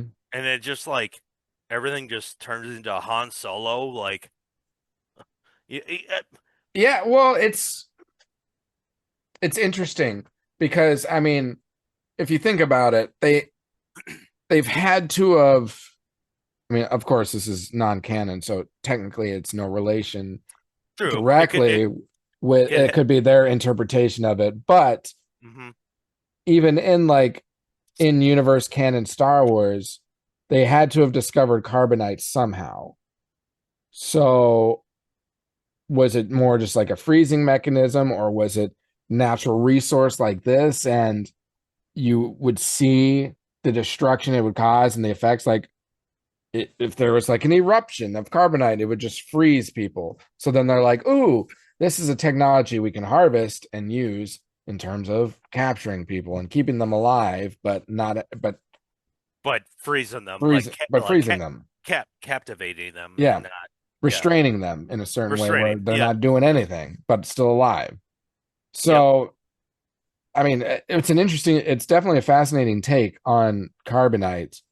And there would obviously be a need for harvesting this resource with that technology for those purposes. So I thought it was pretty well done. I yeah no I Creative. like the interesting concept of bringing that in Yep.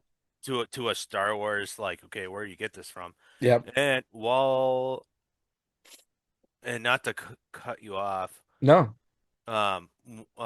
so while I'm playing this episode what I liked about again I think of the three we've watched this one was probably my favorite Okay. um because right now they're back on that okay but this part I'll give it a knock that ship looks so fucking weird A big they're turd. like their refuge ship that Yeah. they're on. Wasn't it like big and brown and Yeah, like part rock, part ship, part yeah, like you said, giant turd. turd in space. I was like, what the fuck is this? Anyways, but some of the other characters though that are in this episode, I liked. I mean, clearly it's not the guy. I mean, because this is not canon or anything. Right.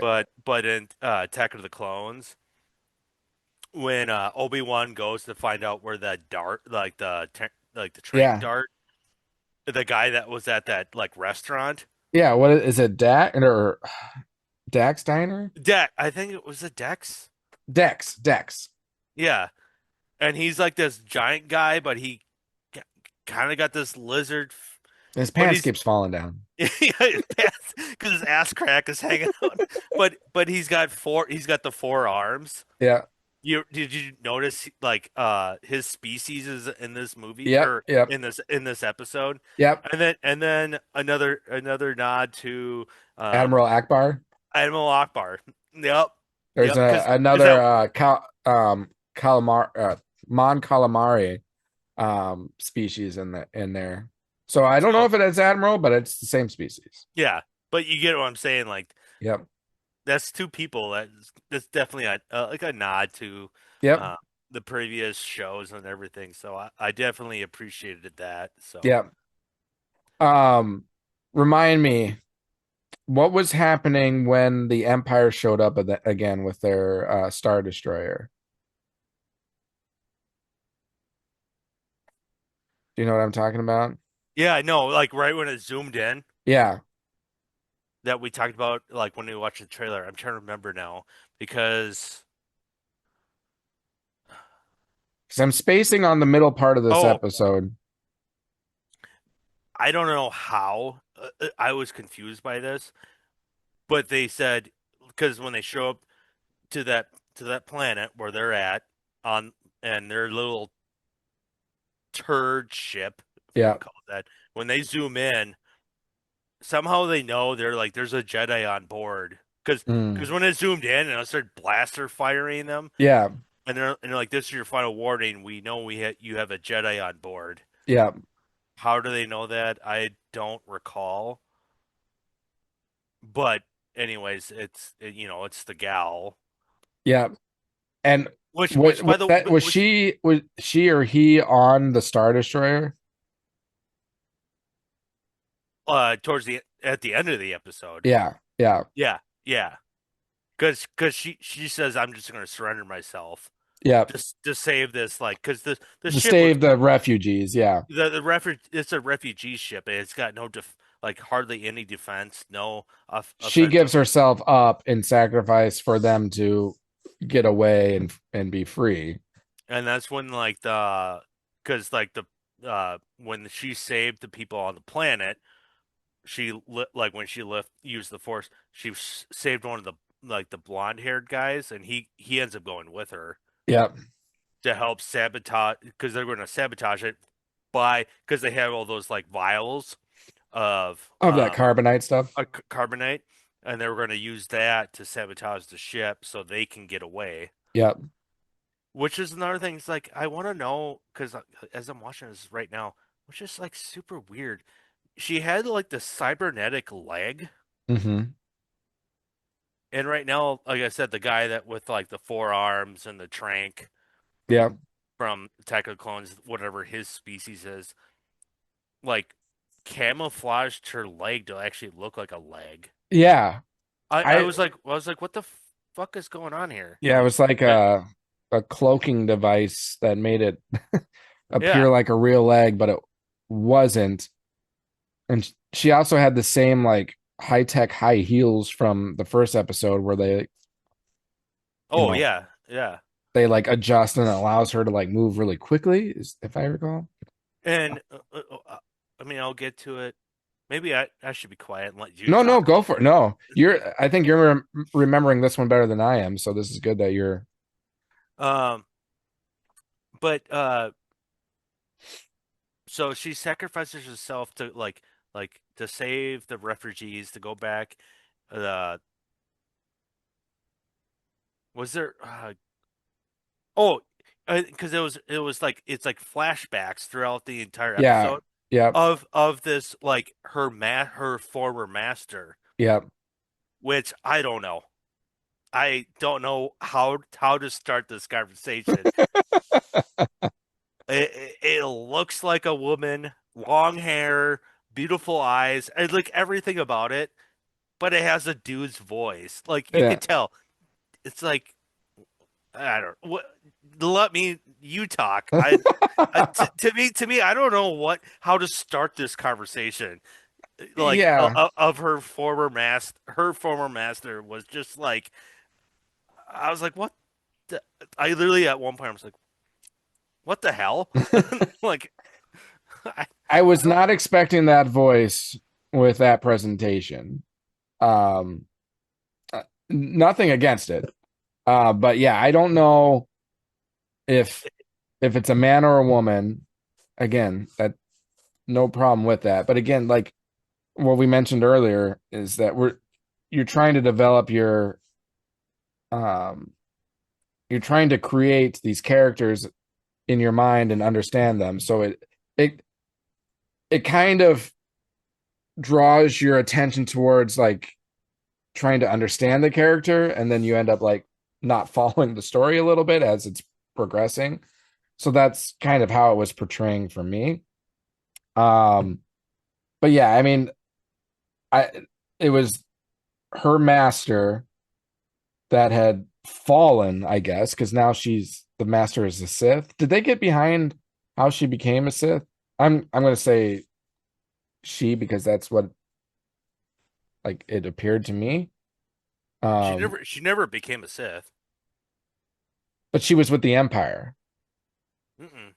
No, Okay, what am he I he he he switched like or I don't know, he she whatever. Well, that's what I'm saying. we're Is the master switched. the master That's what I'm switch. saying. Yeah. That's what Yes. I'm not But not F. this is where I get confused because she said you can't be alive. I saw you die Right. because there was a flashback scene, and that's where I get confused. So it's like, who's this? Because there's like I think it truly was the master. you really think it's not some weird No, because like illusion or something that's like, because it's anime. You don't know right. like the direction and everything of like where. Because I do remember before because just to jump, they end up dueling, they fight, and F kind of sacrifices her body and like detonates one of those carbonite things on her, so like the carbonite starts spreading on her former master. um and as it's like Yeah, engulfing her, uh the the character makes the comment, "My, you've grown," which alludes to, and then F responds, "Master," or something like that, alluding to that it was the master. And the master was commenting to the student, "You've grown because you were able to like defeat me, overcome me." oh, okay. Does that make sense? Yep. I can see. Telling me, That's how I and interpret it. you're telling me I don't. You got a good memory too. Like I kind of forgot the details of that. Well, I watched these last night, and obviously as I'm watching them, we're getting later into the evening as I'm getting into the later episodes, and I was fighting staying awake towards the end of this one, and I haven't had time to watch it a second time through. So I'm basing off my initial reactions of watching it once.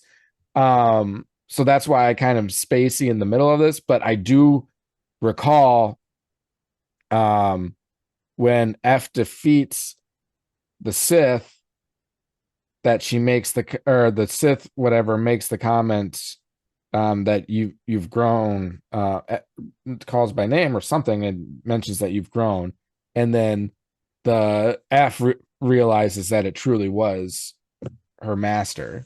That was my interpretation of it, at least. And then the blonde haired dude comes and like rescues her. So like she rescued him, and now he rescues her, but she's like missing what, Over. almost all of her limbs except one arm, if I remember Yeah. correctly. Yep. Just the one arm. And Uh I find it funny because I think we talked about, as I just saw a scene of like her former master was asked, like, I think asking her to join, you know, be on him, he or she side, whatever, him. yep. Um, but then he like, and she's in this like, what is it, like a dome simulator, Yeah. which that's why I was starting to get really confused because all of a sudden the field turns into roses. Mm-hmm. And the master said, "You set this next to my grave, or wherever he was put to rest." Mm-hmm. That's why I was like, the whole time I thought this was like, this is like a weird simulation Simulation. that she's in, but actually it's not. Right. And that was another aspect of like when they, because let me start over. A platform lifted up with a lightsaber, and it was yellow. Mm-hmm.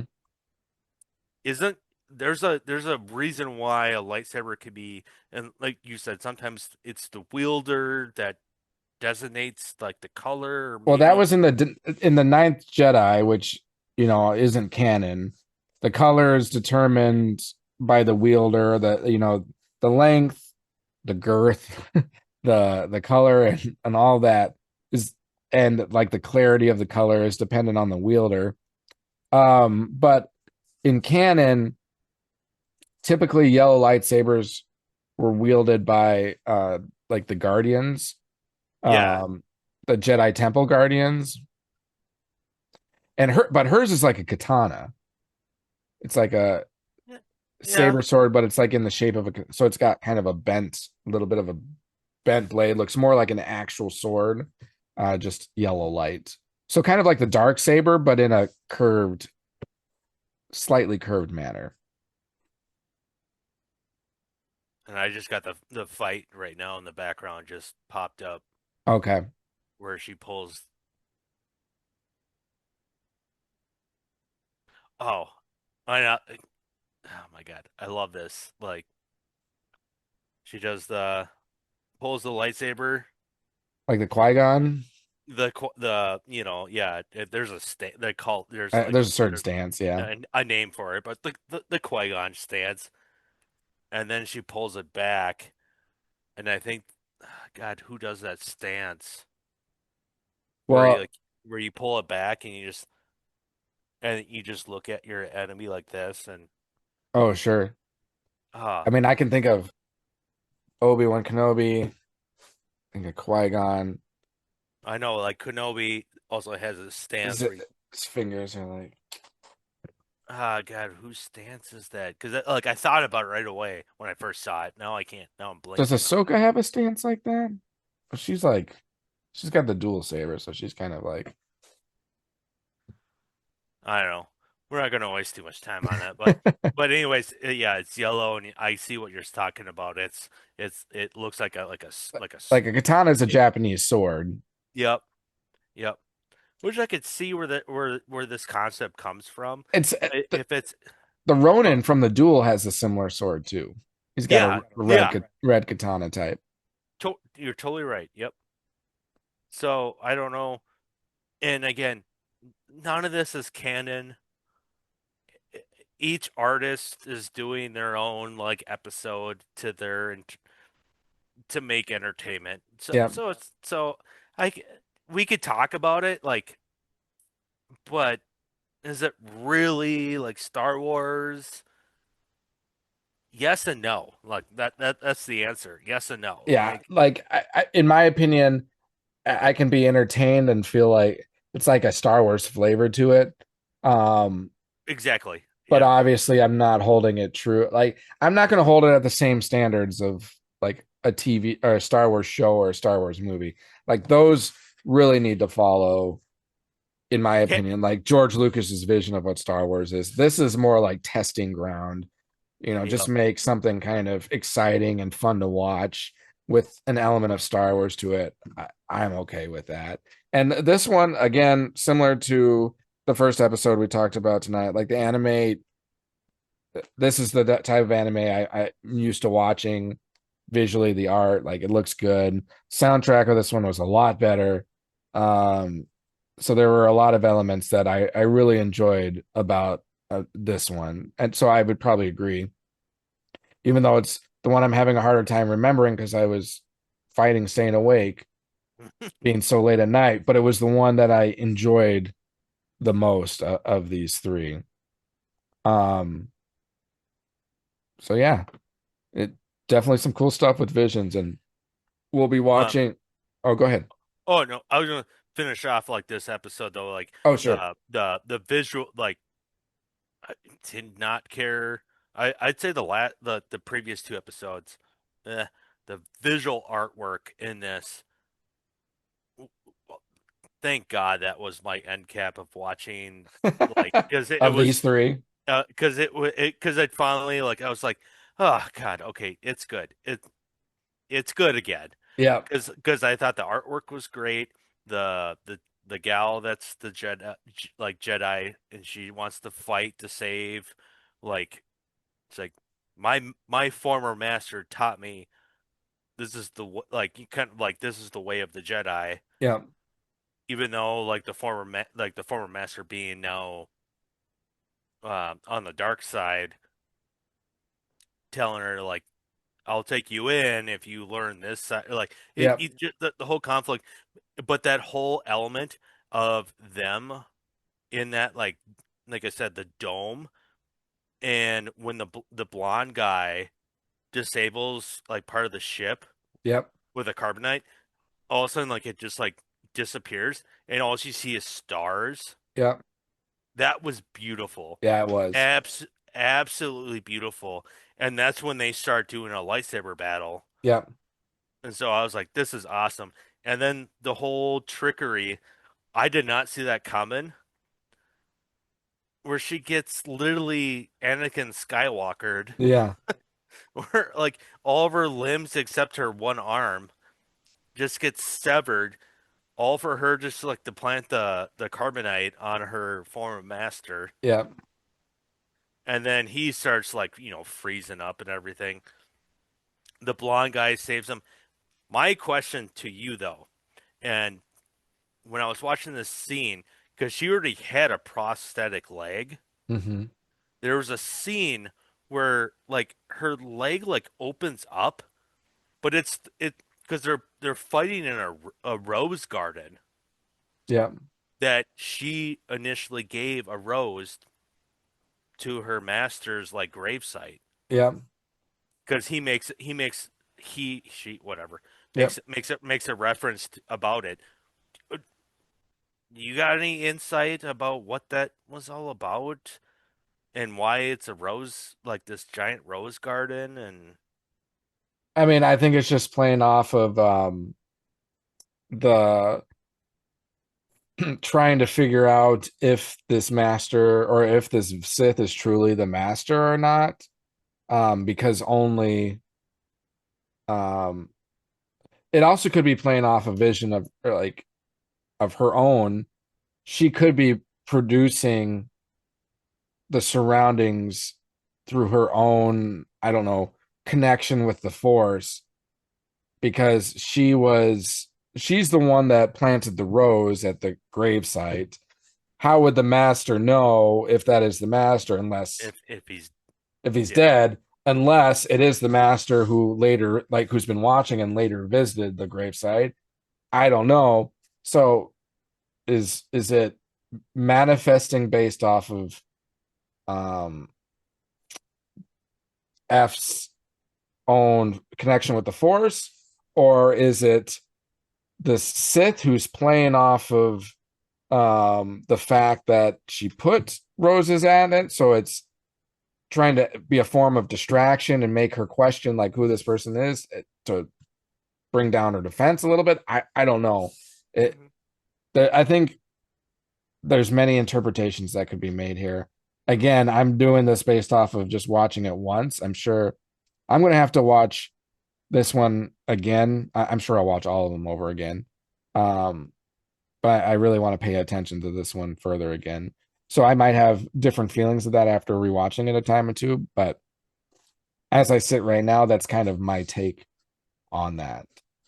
Gotcha.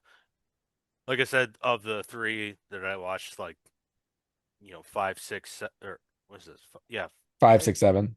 Yep. This one Or was wait, no, probably 4, 5, 6. Sorry, 4, four, 5, five, 6. six. Yeah, four, five, six. Yep. This was probably my favorite, just artistically, the story. I was just like confused, I guess, about the like the is there a backstory? And like we talked about earlier, there could be. Yep. Uh, and is there the way it ends? Will there be like a sequel? If that makes if because Maybe. the way because she gets saved. But then, she's missing now both legs. Yep. Granted, one of them was already severed in a prosthetic, and she lost an arm.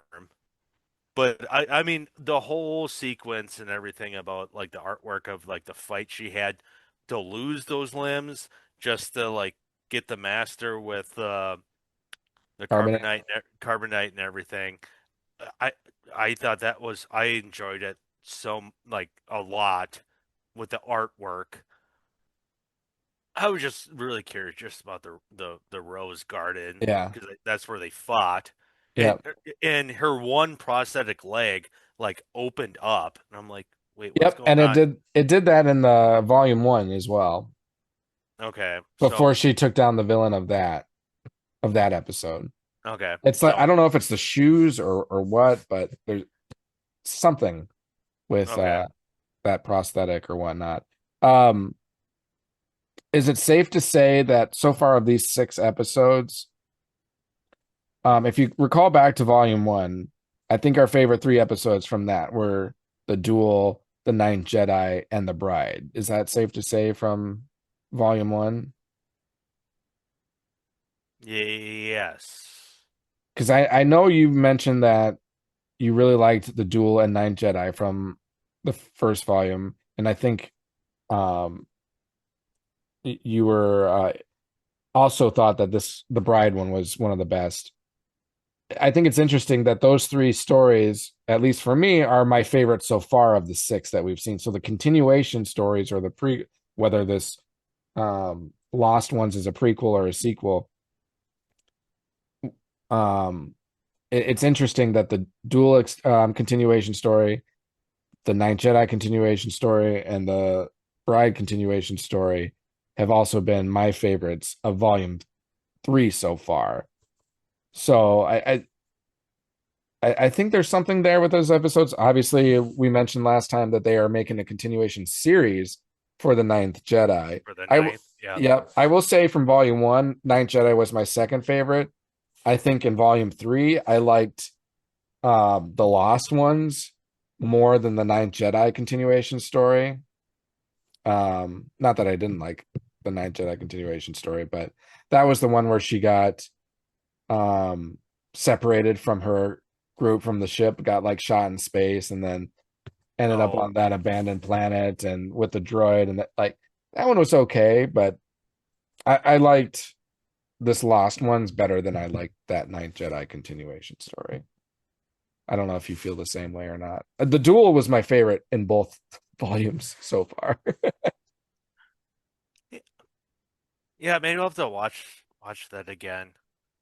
Which one, the duel or? The duel, yeah. Yeah, the duel was the one with the dual continuation story. So the second, Yeah, were you talking about the first or second one? Like the continuation? well, The both duel, of them, the duel from volume 1 was my favorite of volume 1.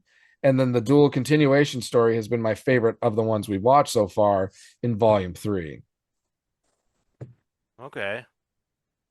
I And would then, say duels probably of this volume, yeah, that volume of the three 6 that we've seen so far. that we've seen so far. I'd probably put duel number two. I really think Okay. the Lost Ones Is your favorite?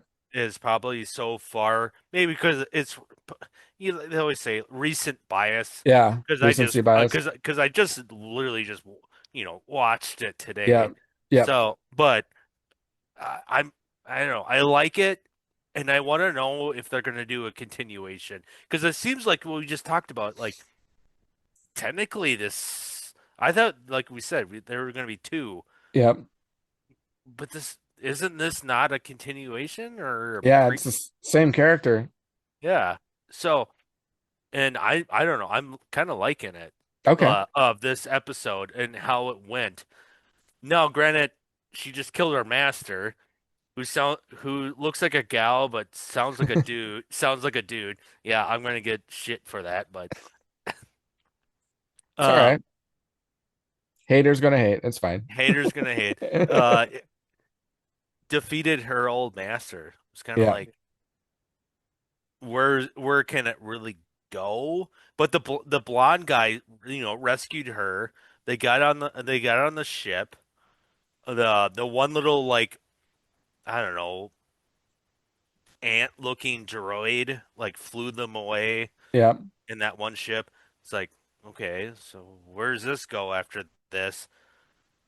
So I Well, don't know. and if we think Especially, about it too, the jump from the Bride episode from volume 1 to where this episode is, like, it's not like a direct continuation. There's we can't even tell if it's a prequel or a sequel. So it's like it's Right. not directly connected. So maybe if they made another story, it'd be completely separated as well for this. Whereas the Duel and the Ninth Jedi, they were clear continuations from their prior episodes.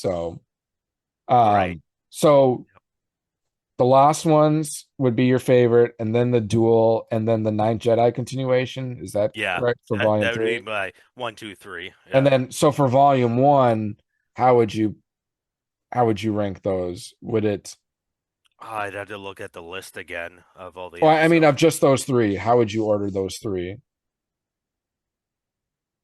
Not amongst the rest of the nine, just how would you rank the first Duel episode versus the first Ninth Jedi episode versus the first I would Bride? say probably the Duel #1, or like, is that I?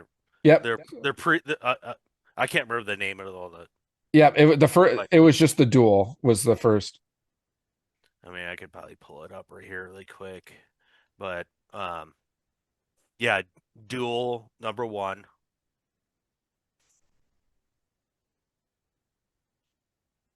And then where would you rank the Ninth What? Jedi and the Bride? Because is that what it's called, the Bride? Yeah. It was like the sixth episode or fifth episode No, I don't see it. from volume one. Uh-uh. I'm gonna look it up too. That might be a different. Might have a different name. Star Wars Visions Volume One episodes. But yeah, I'll do Duel and probably Ninth Jedi. No, yeah, episode 4, The Village Bride. Yeah, the Village Bride. Sorry. That's what it's called. Yeah, Yep. I need to rewatch that one. I think that's definitely her. She's got the ring. Yep. Uh, Okay, so Because I mean, if I my favorites of these, so the Duel was my favorite, and then I would actually probably say the Elder, then the Ninth Jedi, and then the Village Bride. So if I'm just ranking the three continuation stories, I would say the Duel was my favorite, then the Ninth Jedi, and then the Village Bride. But in this volume, I would say the Duel continuation is my favorite. But then I would say the Village Bride continuation was my second favorite. And then the Ninth Jedi would be my third favorite. okay. The more I think about it, I'd probably be on the same. Well, no, I think I told you. What did I say? You liked the Village Bride continuation the best. So the Lost Uh, Ones, the most recent episode, you would put that one first, and then you First. would put the Yep. Duel, and then you would put the Ninth Jedi continuation. Yep. Yep. Okay. Yep. Yeah, sounds good. I wish they would have, like, uh in the description, like, the episode, like, the Duel, and then colon payback, the Yeah, Ninth Jedi colon child of hope. right. They didn't do that for the last one, Yeah, they didn't do the Village Bride or colon the Lost Ones. the lost one. I mean, not the lost one. Yeah. Yeah, Why did I That's don't why know. it probably like throws you off, thinking like, is this? Because I swear, right when I started watching it, I was like, wait, she was in one of the other episodes I've Yeah, seen. So yeah. So you weren't expecting that going into it, but then you're like, okay, we've seen this person before. unless that's what they were trying to do, is Maybe. catch you off guard and be like, oh, sweet. Yeah, So maybe. All right. Well, speaking of sweet, I mean, how cool is this poster? it it's more just the font of the Mandalorian and Grogu that Even the poster, like the background and everything, like my buddy could. So for my birthday, we went and saw the new Predator movie. was it good? No. I There was a pause there. Anyways, continue. But like we like walk out of the theater, and I was like, "Oh, what the hell? They already got a poster for this? It doesn't come out till May of next year. Like, Yeah. how do you have a poster? It says coming soon. Oh, yeah, okay, coming soon Maze soon. in 6, 7 months, like plus. I don't know if even It's a if they. loose interpretation. But even I was like looking at it, and I was like telling my buddy, I was like, "Look at the font." And he goes like, "Yeah, that looks ridiculous." And I was like, "Yeah, I do this podcast with Mudge, and I was telling him, I was like, yeah, it looks like Flash Gordon." And then when I took a picture and sent it to you, and you sent me a picture of the Flash Gordon poster from like 30 years ago, I was like, oh my God, yeah. That I was just like, oh God, it's so to me, It, and then just like to me, the artwork is even bad. Like yeah. that's my hot take, In my but opinion, it's clear that they were trying to like pay homage and like replicate like old Western with a mix of old sci-fi movie posters, but the imagery is more like current date, and it just nope, does does not. not mesh well together, in my opinion. Like if you wanted to go like old Western, old sci-fi movie poster, you need to keep it to that like art style, like almost. I mean, you can't use actual live photos. Yeah, you can't use photography. It's got to be like comic illustration style almost for that old. Go like that Mandalorian. That's fine. That font and type and everything. That's just fine. It's unique and it's kind of Yeah, it works. yeah. But yeah, this Mandalorian Grogu like title tag just along with it was like oof, yikes. And just the way in the trailer when it just like zooms in, Yeah. you said it just bleeds Flash Gordon That- vi that's what I thought vi when I saw it. vibes. To me, I think I said in the one of our previous recordings was it looks like Mars Attack. Yep, yep. Like Just ridiculous, over the top almost. Which yeah, is yeah. like I don't like this movie really needs to do well. Like It does. I don't It's want it to be like let's make a joke out of it, or like it just doesn't make it seem as serious when you have something like that. Like hmm I don't know. Let's let's take this serious, people. Let's get the yeah. Let's get Disney Star Wars back on track. Like I want it to succeed, and I just don't have high hopes. Probably terrible for me to say, but But more what so, make what gives me reason to have confidence that this is going to do well? Like whether or not I like the movie when it comes out, just even like fan reception and how like split it is. Like how am I supposed to have confidence that this will do well and create like positive momentum for Star Wars? well, Like that's the why only like the expectation level is down to yeah. here. So then when we go, be like, oh damn, that was actually fucking good. Yeah, but even if we like it, like Well, are we're gonna talk about it. No, but there's so many people that are also just so set in their mind that they want it Star Wars to fail that they're going to be like, "Oh, this was terrible," you know? true, true. So, again, whether I like it or not, I mean, I have high hopes for it doing or I do not have high hopes for it being successful. I don't know what my hopes are for how I think I'll like it. If you take away season 3 of Mandalorian, I'd tell you like I'm so excited. Like this this show is bringing back Star Wars and what it should be. And then season 3 happened. I'm like, we had it. We had it. We had something cooking, and then we just trashed it. Um, I shouldn't say trashed it because there were still some decent things, but there were a lot of terrible things in that season 3. Um, Come on, rebellion is built on hope. I think know. that's 2 weeks in a row I've got the chance to quote that. Rebellions are built on hope. But you can't have hope without also the feeling of doom, right? Like if everything's going well and everything's fine, is it possible to have hope? Because what are you hoping for if everything's good? So you Well, have to have an element of doom to have hope. I mean, yes, but So, right? Right. Okay. yeah, yeah. Touche. Touche. Touche. You got me. You got me there. It's just like you can't have good if you don't have evil. You can't have hope if you don't have the thought of being screwed. um, I was just thinking of the scene in um, Rogue One where yeah, literally nobody was on board. yeah. Everyone's like, "Fuck this! We're not gonna attack whatever planet and get the Scarif Death and get the plans. scare and get the Death Star plans." Everyone was like, "Fuck this!"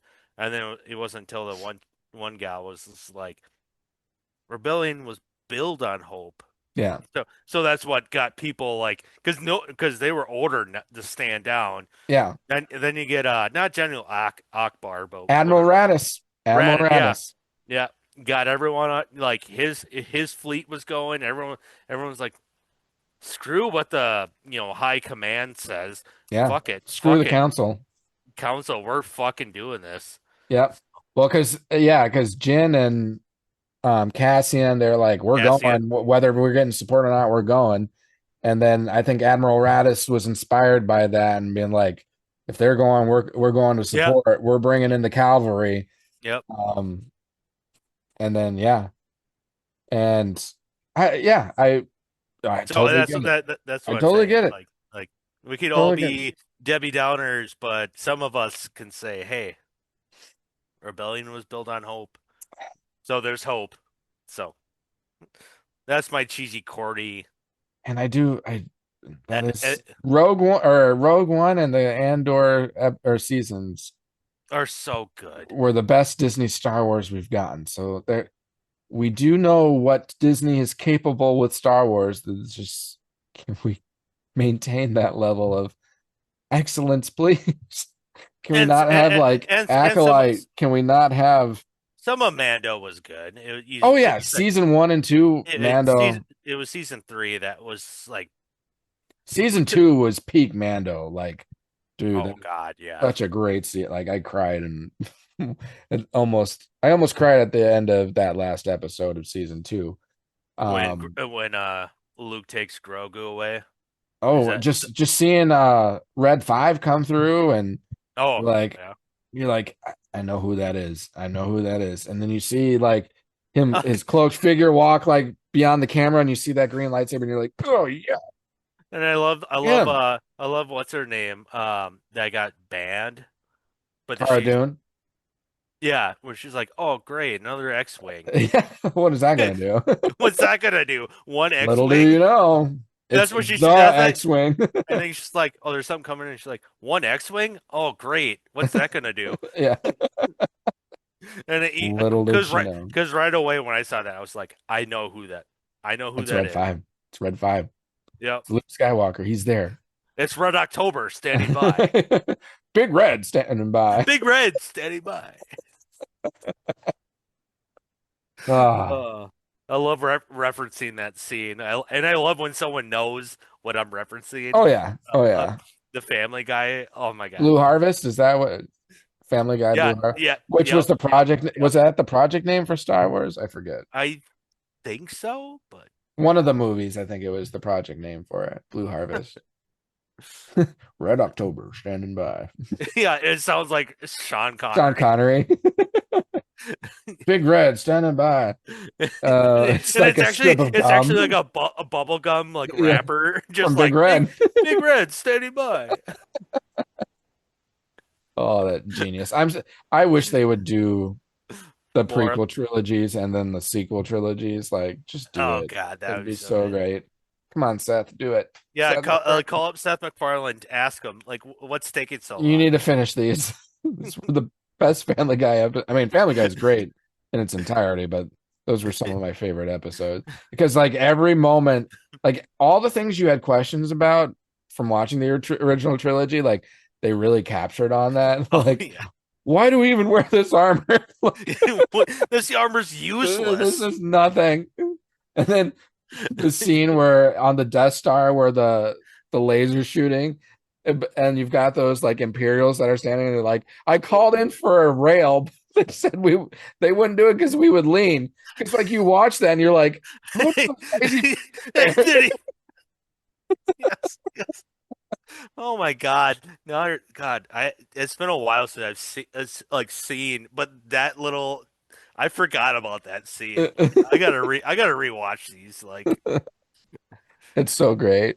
I think each one of those episodes is like an hour and a half long. So well, they're technically. I thought they were like, were they episodes or actually like movies they've that they they released? split Like, them up. I think they're like they've split them up into like 2 or 3 episodes that they'll play like on, if you're watching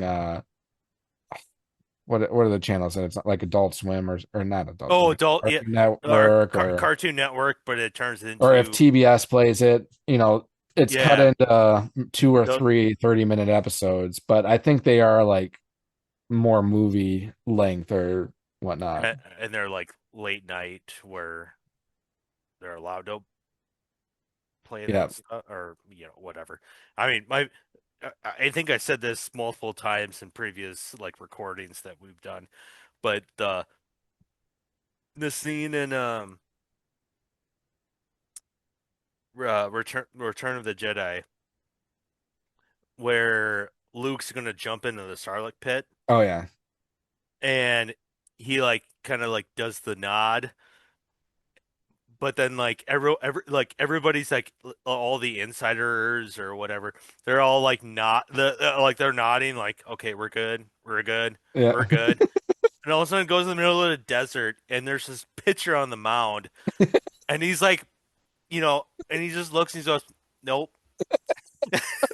Then it then it goes back to everyone else like look at each other like, wait, what the are we doing this or not? Well, didn't even the like Sarlacc, like the Yeah, the Sarlacc the he was like nodded yes. just Like like playing off of how long that scene like kind of took in the movie, like everyone's nodding and yeah, and then like that was years ago, and I just remember I was like, and so someone's like in God, it had to be college or yeah, whoever we're hanging out, and there's like 8 of us, and we could not stop laughing. Like we had to rewind it and watch it again because it was so funny. But it was hilarious.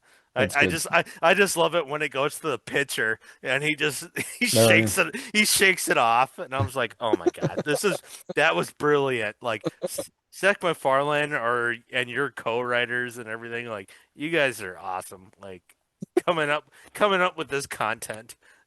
or like w-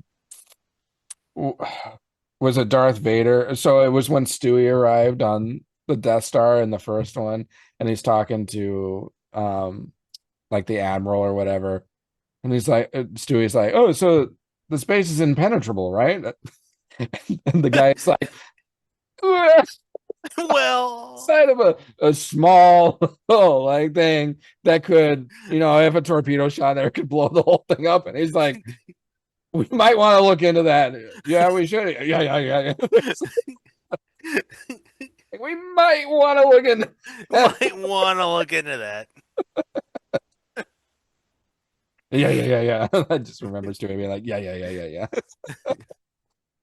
Oh man. Well, we've once again reached the 2 hour mark.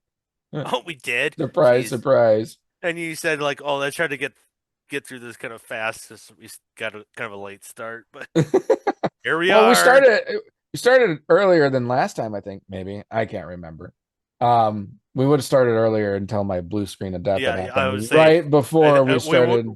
yeah, we were on track until, and then of course, pre-game talk, Yeah, like we were chatting for probably a half hour. yeah. pre-gaming all this along with other topics. Yep. So But all it good is. content. It's always fun talking this stuff. So that's why sometimes the time will fly and we don't even realize it's 2 hours long. Yeah, Um, I kept looking down. I was like, holy shit, we've been talking for a while. the only other thing I had, I don't know if we want to talk about it now or if we want to save it for next time, was um the Leslye Headland quote about the Acolyte. I don't know if we want to talk Oh, about that. yeah, might as well. It's kind of recent news. Yeah. Yeah, yeah, go ahead. Um, I think it was from the Wrap or whatever. So uh Leslye Headland was interviewed, and I haven't read the article yet. So let me just put that into context. I was just reading a quote. Um, I'm gonna pull it up so I can read it. Because I sent it to you, right? Yeah, All right, yeah, here it is. So this was from the Wrap, and it's an article called "Office with the View," and it was interviewing Leslye Headland. And in this, she was quoted saying, "Really, the whole thing with the Acolyte was always a major risk. It was a new part of the timeline. It was all new characters. It was part of the lore where you couldn't use a stormtrooper. You didn't have the reference of the politics and war that Tony Gilroy had brilliantly exploited in such a genius way in Andor. But all that iconography and all those visual references are original trilogy references. And our references were the High Republic novels and the publishing initiative, and then the prequels, specifically with the lightsabers." Um, for me, there's two major issues with that quote that she says. Um, and one, reading the comments, the first comment that popped up nails one of them on the head.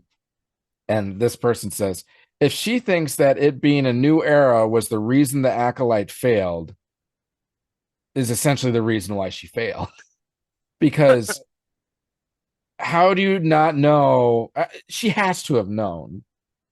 Um, but I don't know if she just didn't utilize it. But like there's plenty of content of Star Wars out there that's in the Old Republic. Um, Now maybe she's speaking to strictly canon, but there's still plenty of references to the Old Republic within like the Clone Wars shows. You have Darth Bane, you've got the Rule of Two. There's all this stuff that's available in there that you can play off of, which she even kind of did. I mean, she brought in Darth Plagueis. Now, granted, that was also in the prequels, so and that was just like a cameo, yeah, that right? was like a little cameo, like meh. I don't know if I count. Meh. I'm Yeah, in a cave and I'm looking I'm up. in the cave. What's going on here?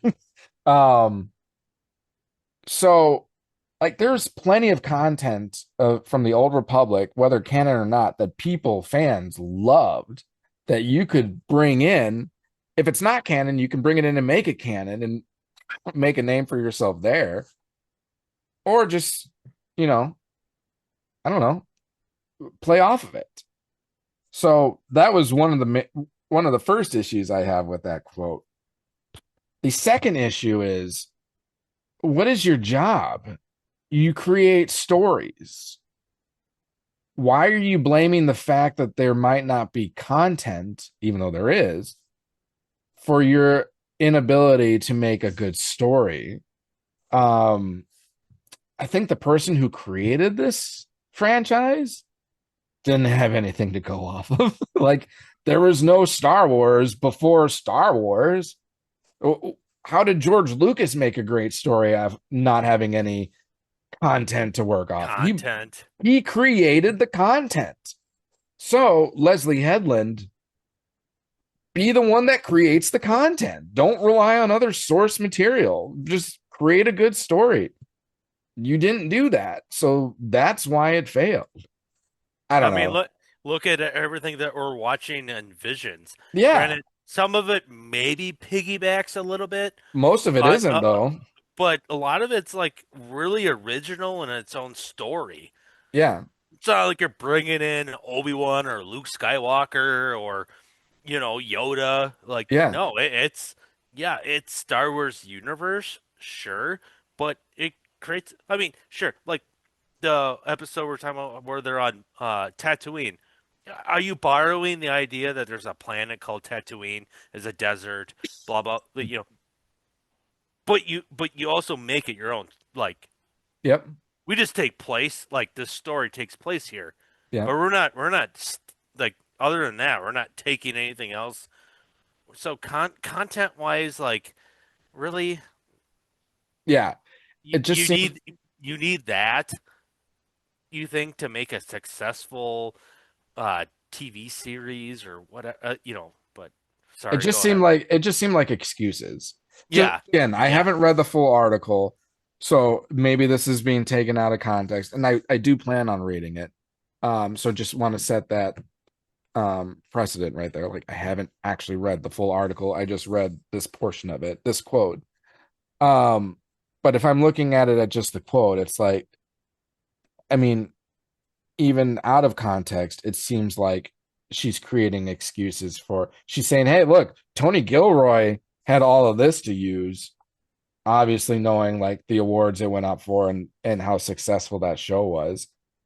So she's alluding to the fact that hers wasn't as good because according to her, she didn't have any source material really to work off of. That's just no.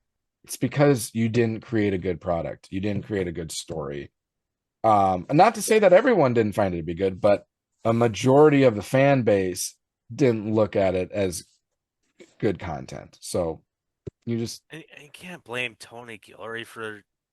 I think a lot of his stuff, like I said, is like, sure, here's a premise, but I'm expanding on it.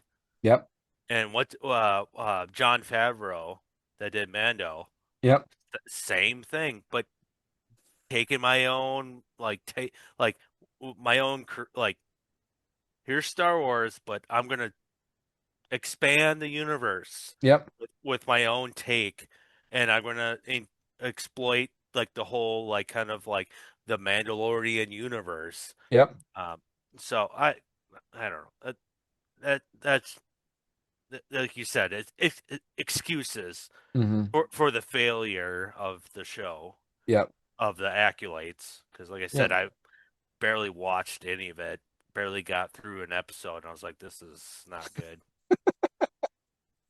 Well, I would still encourage you to watch the whole thing. Oh Um, yeah. I would. I mean, I would encourage you to watch. I'm not going to say you're going to be happy with the result, but just like, trying new food, try everything once. So, Try everything once. Well, I said I already did. I did the first episode, and I was like, "This I is mean, not good. though, It just tastes awful." Like, like there are I a few good things that I enjoy. Like I did enjoy um I even forget the guy's name. The big baddie, like the Sith from that. I thought his character was very captivating and interesting. The lightsaber fights were pretty spectacular. Those were really cool. Um, but outside of that, it's pretty much outside of all that, I got. there you go. That's pretty much all I got there. Here's the Um, pie. Here's the pie. You got to eat from the outside in to get yeah, to the good part in the middle. Like yeah, yeah, sweet, exactly. sweet and warm and everything. Yeah, Nope. there was one episode that was like, all right, this is a decent episode, and I think there was 8 total, and it's like the rest were like garbage, and just Yep. going against what George Lucas originally created in so many ways. So it's like, I just been somewhat spoiled already about the whole series and just like the sisters and the force building and all that. I was just like, what the the? thread. Yep, yep. It's not a force, it's a thread. I was just like, what? Who wrote this and who signed off on this? And back again, last week we were talking about it was what's her name, Kathleen Kennedy. Yeah, She's got to be the ones.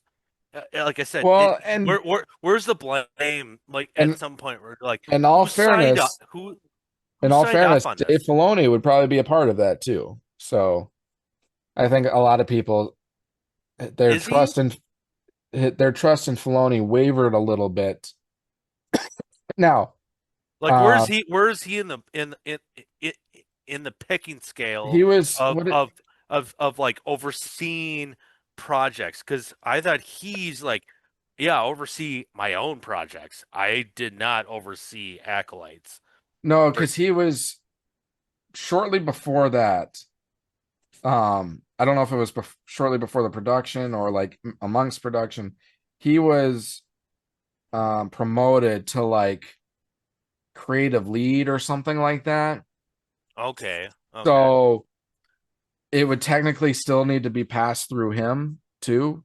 So he gave it the okay, but I mean, depending on who you talk to, there are some people that are like, he was kind of put in a position that he needed to just because he was just promoted. What is he going to do? Like go against what like Kathleen Kennedy wanted as soon as he gets put into role, or you know, so he might have been in a between a rock and a hard place, yeah, true. Yeah, but that's a at the good point. same That's a good time, point. like if his reputation is on the line and he saw this, and he is such a follower of George Lucas's vision of Star Wars, like his knowledge on that is so great.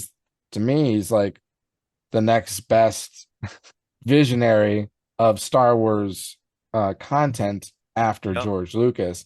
And to be that dedicated to it and then allow something like this, it's like, wait a minute, how could you accept that? So I think people are kind of back and forth on that. Um, But also, he easily could have been like, I don't know about this, and then Kathleen Kennedy's like, it's good. right, Green light it. So, right, I mean, because you don't need like a majority vote on the board to approve, let's say, what the story was, the acolytes. You know what I mean? yeah, So I that's why it's kind of hard to know. Behind the scenes, you don't know right, for sure what's going on. I mean, hell, I mean, it could have been Dave Filoni and Kathleen Kennedy said no, but the board was like, yeah, give it give it all the money it wants and yeah, start making it. So, you don't know, I guess, right. behind the scenes, Of what's what all going. exactly happens, right, or how it transpires. Yeah. But I just you, feel like though Kathleen Kennedy. but there's still a level of accountability and y- responsibility because exact like if you're Kathleen Kennedy, you're responsible for hiring like Dave exactly. Filoni or and then Dave Filoni is responsible for if he's the creative content, then anything creative has to pass through him. So there's like, there's layers, there's a hierarchy, Yep. Yeah. but it I all it all goes to the top. So I mean, you can definitely hold Kathleen Kennedy accountable for this because long and short of it, this is her product. So, mhm. anyways, that's our which 2 cents on which that. which I wonder because we talked about this. She's stepping down. Yeah, there's Supposedly stepping down, right? There's a plan. yeah, and she's in this like gray area where she's like handing off those responsibilities, but like still playing a role in it. And I know she wants to wait to retire or move on from the franchise after she gets, as she says, like a big win or something like that. So Oh, I think part of that could be like this Mandalorian and Grogu movie. She's hoping this gets released and then does very well, and then she can like step back afterwards. But I don't know. Again, this is just it's all things which you hear about in like who would Star Wars news or articles. So like again, who knows what the actual truth is? It's just what we hear. who would you take? Who would you want to take over? I mean, my vote would definitely be Dave Filoni, but like, who else? I just don't know how well Dave Filoni could run like because like you got to think about it. Kathleen Kennedy is also responsible for like merchandise, the business elements. Like she heads all of it.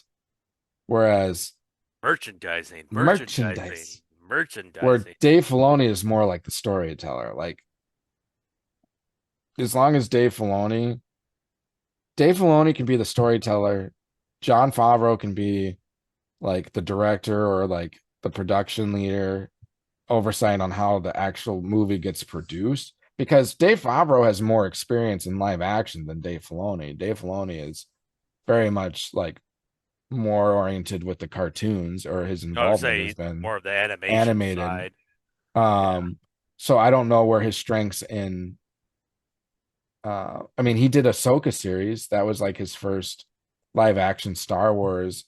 But he just doesn't have as much experience at where it's Jon Favreau. I mean, he's done how many Marvel movies and Well, Marvel. acting wise, I don't Yeah, but know. he played a part in the actual production too, didn't he? Oh yeah, I think you're right. Not on all of them, but I think No, not all of them, but he like like like the I like I Spider-Man ones, I think he did, and yeah, then yep. so he's had successes, like movie successes in that. Uh I don't know. It's hard to Like say. yeah, that's what I'm wondering. Like Like people talk what about like Kevin Feige, or I mean, would Tony Gilroy do well? I mean, maybe but I don't know how well these people do from the business elements. Because I know George Lucas, he true. did everything as an independent like film developer and everything, And but yeah, now it's and he he was targeting, like you said, like outside of just the movie itself, but like merchandise and all that kind of stuff. Like yep, George Lucas kind of like oversaw all that and was, I would say, pretty good at it. yep, That's why he's got so much goddamn money that he was like, yeah, I'll sell Star Wars. yep, I'm already rich as it is. yep. And now is he regretting it? Yeah, yeah. Um, sorry, I was just hold on. I'm just making sure I don't hear a child screaming.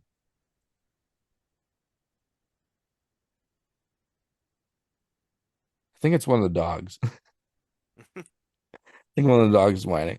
Anyways, Yeah, well, well, we could wrap this up. we need to wrap it up anyways. Now that we're way beyond 2 hours. Um, but I'll just speak again to the business elements again. If you're listening to us and you've made it 2 hours along the way, congratulations. I'm glad you made it through the first 28 minutes of sports talk. Um, but if Where you're are listening, where are what? you, where are you, Ryan? Are you listening?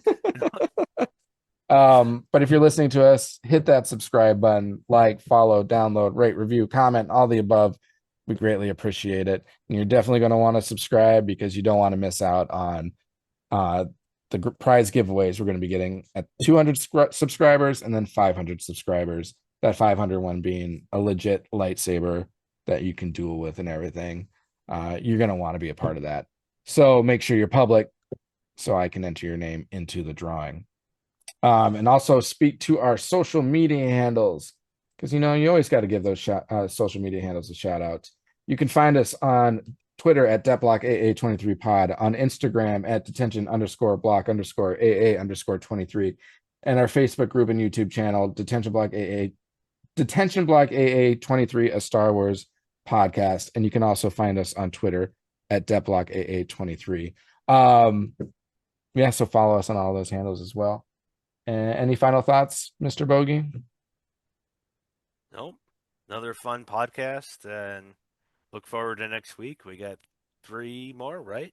3 Yep. more. Well, it's Thanksgiving, so I don't know if we will record. We've got a holiday. I'm going to be traveling to Wisconsin What when you? on I leave Wednesday and then I'll get back Oh, Sunday. because So I figured that, but I don't know if you want to try to record like Tuesday or something. But if it doesn't work, yeah, we might have to wait until the following week. But if we are able to figure it out, then we'll bring it then. But we'll talk through the final 3 episodes of Visions Volume 3 the next time. So either in a week or two. And look forward to that. And of course, we'll bring you any other news that comes up.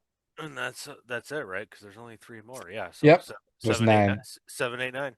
And then we'll go back and we'll finish off Season volume 2. volume 2, where I left off. Yep. Yep. So we'll wrap up Visions with the end of volume 2 again. So until then, have a great rest of your day. Have a great rest of your week. And we look forward to talking with you next time on some more Star Wars. And as always, may the Force be with you. And also, go Pack Go. Pack Go. Live long and prosper. Live long and prosper. All right, catch you later. Thanks for calling. This is Han Solo, and I'm going to be keeping you company for the next few hours right here on the Midnight Shift. Something's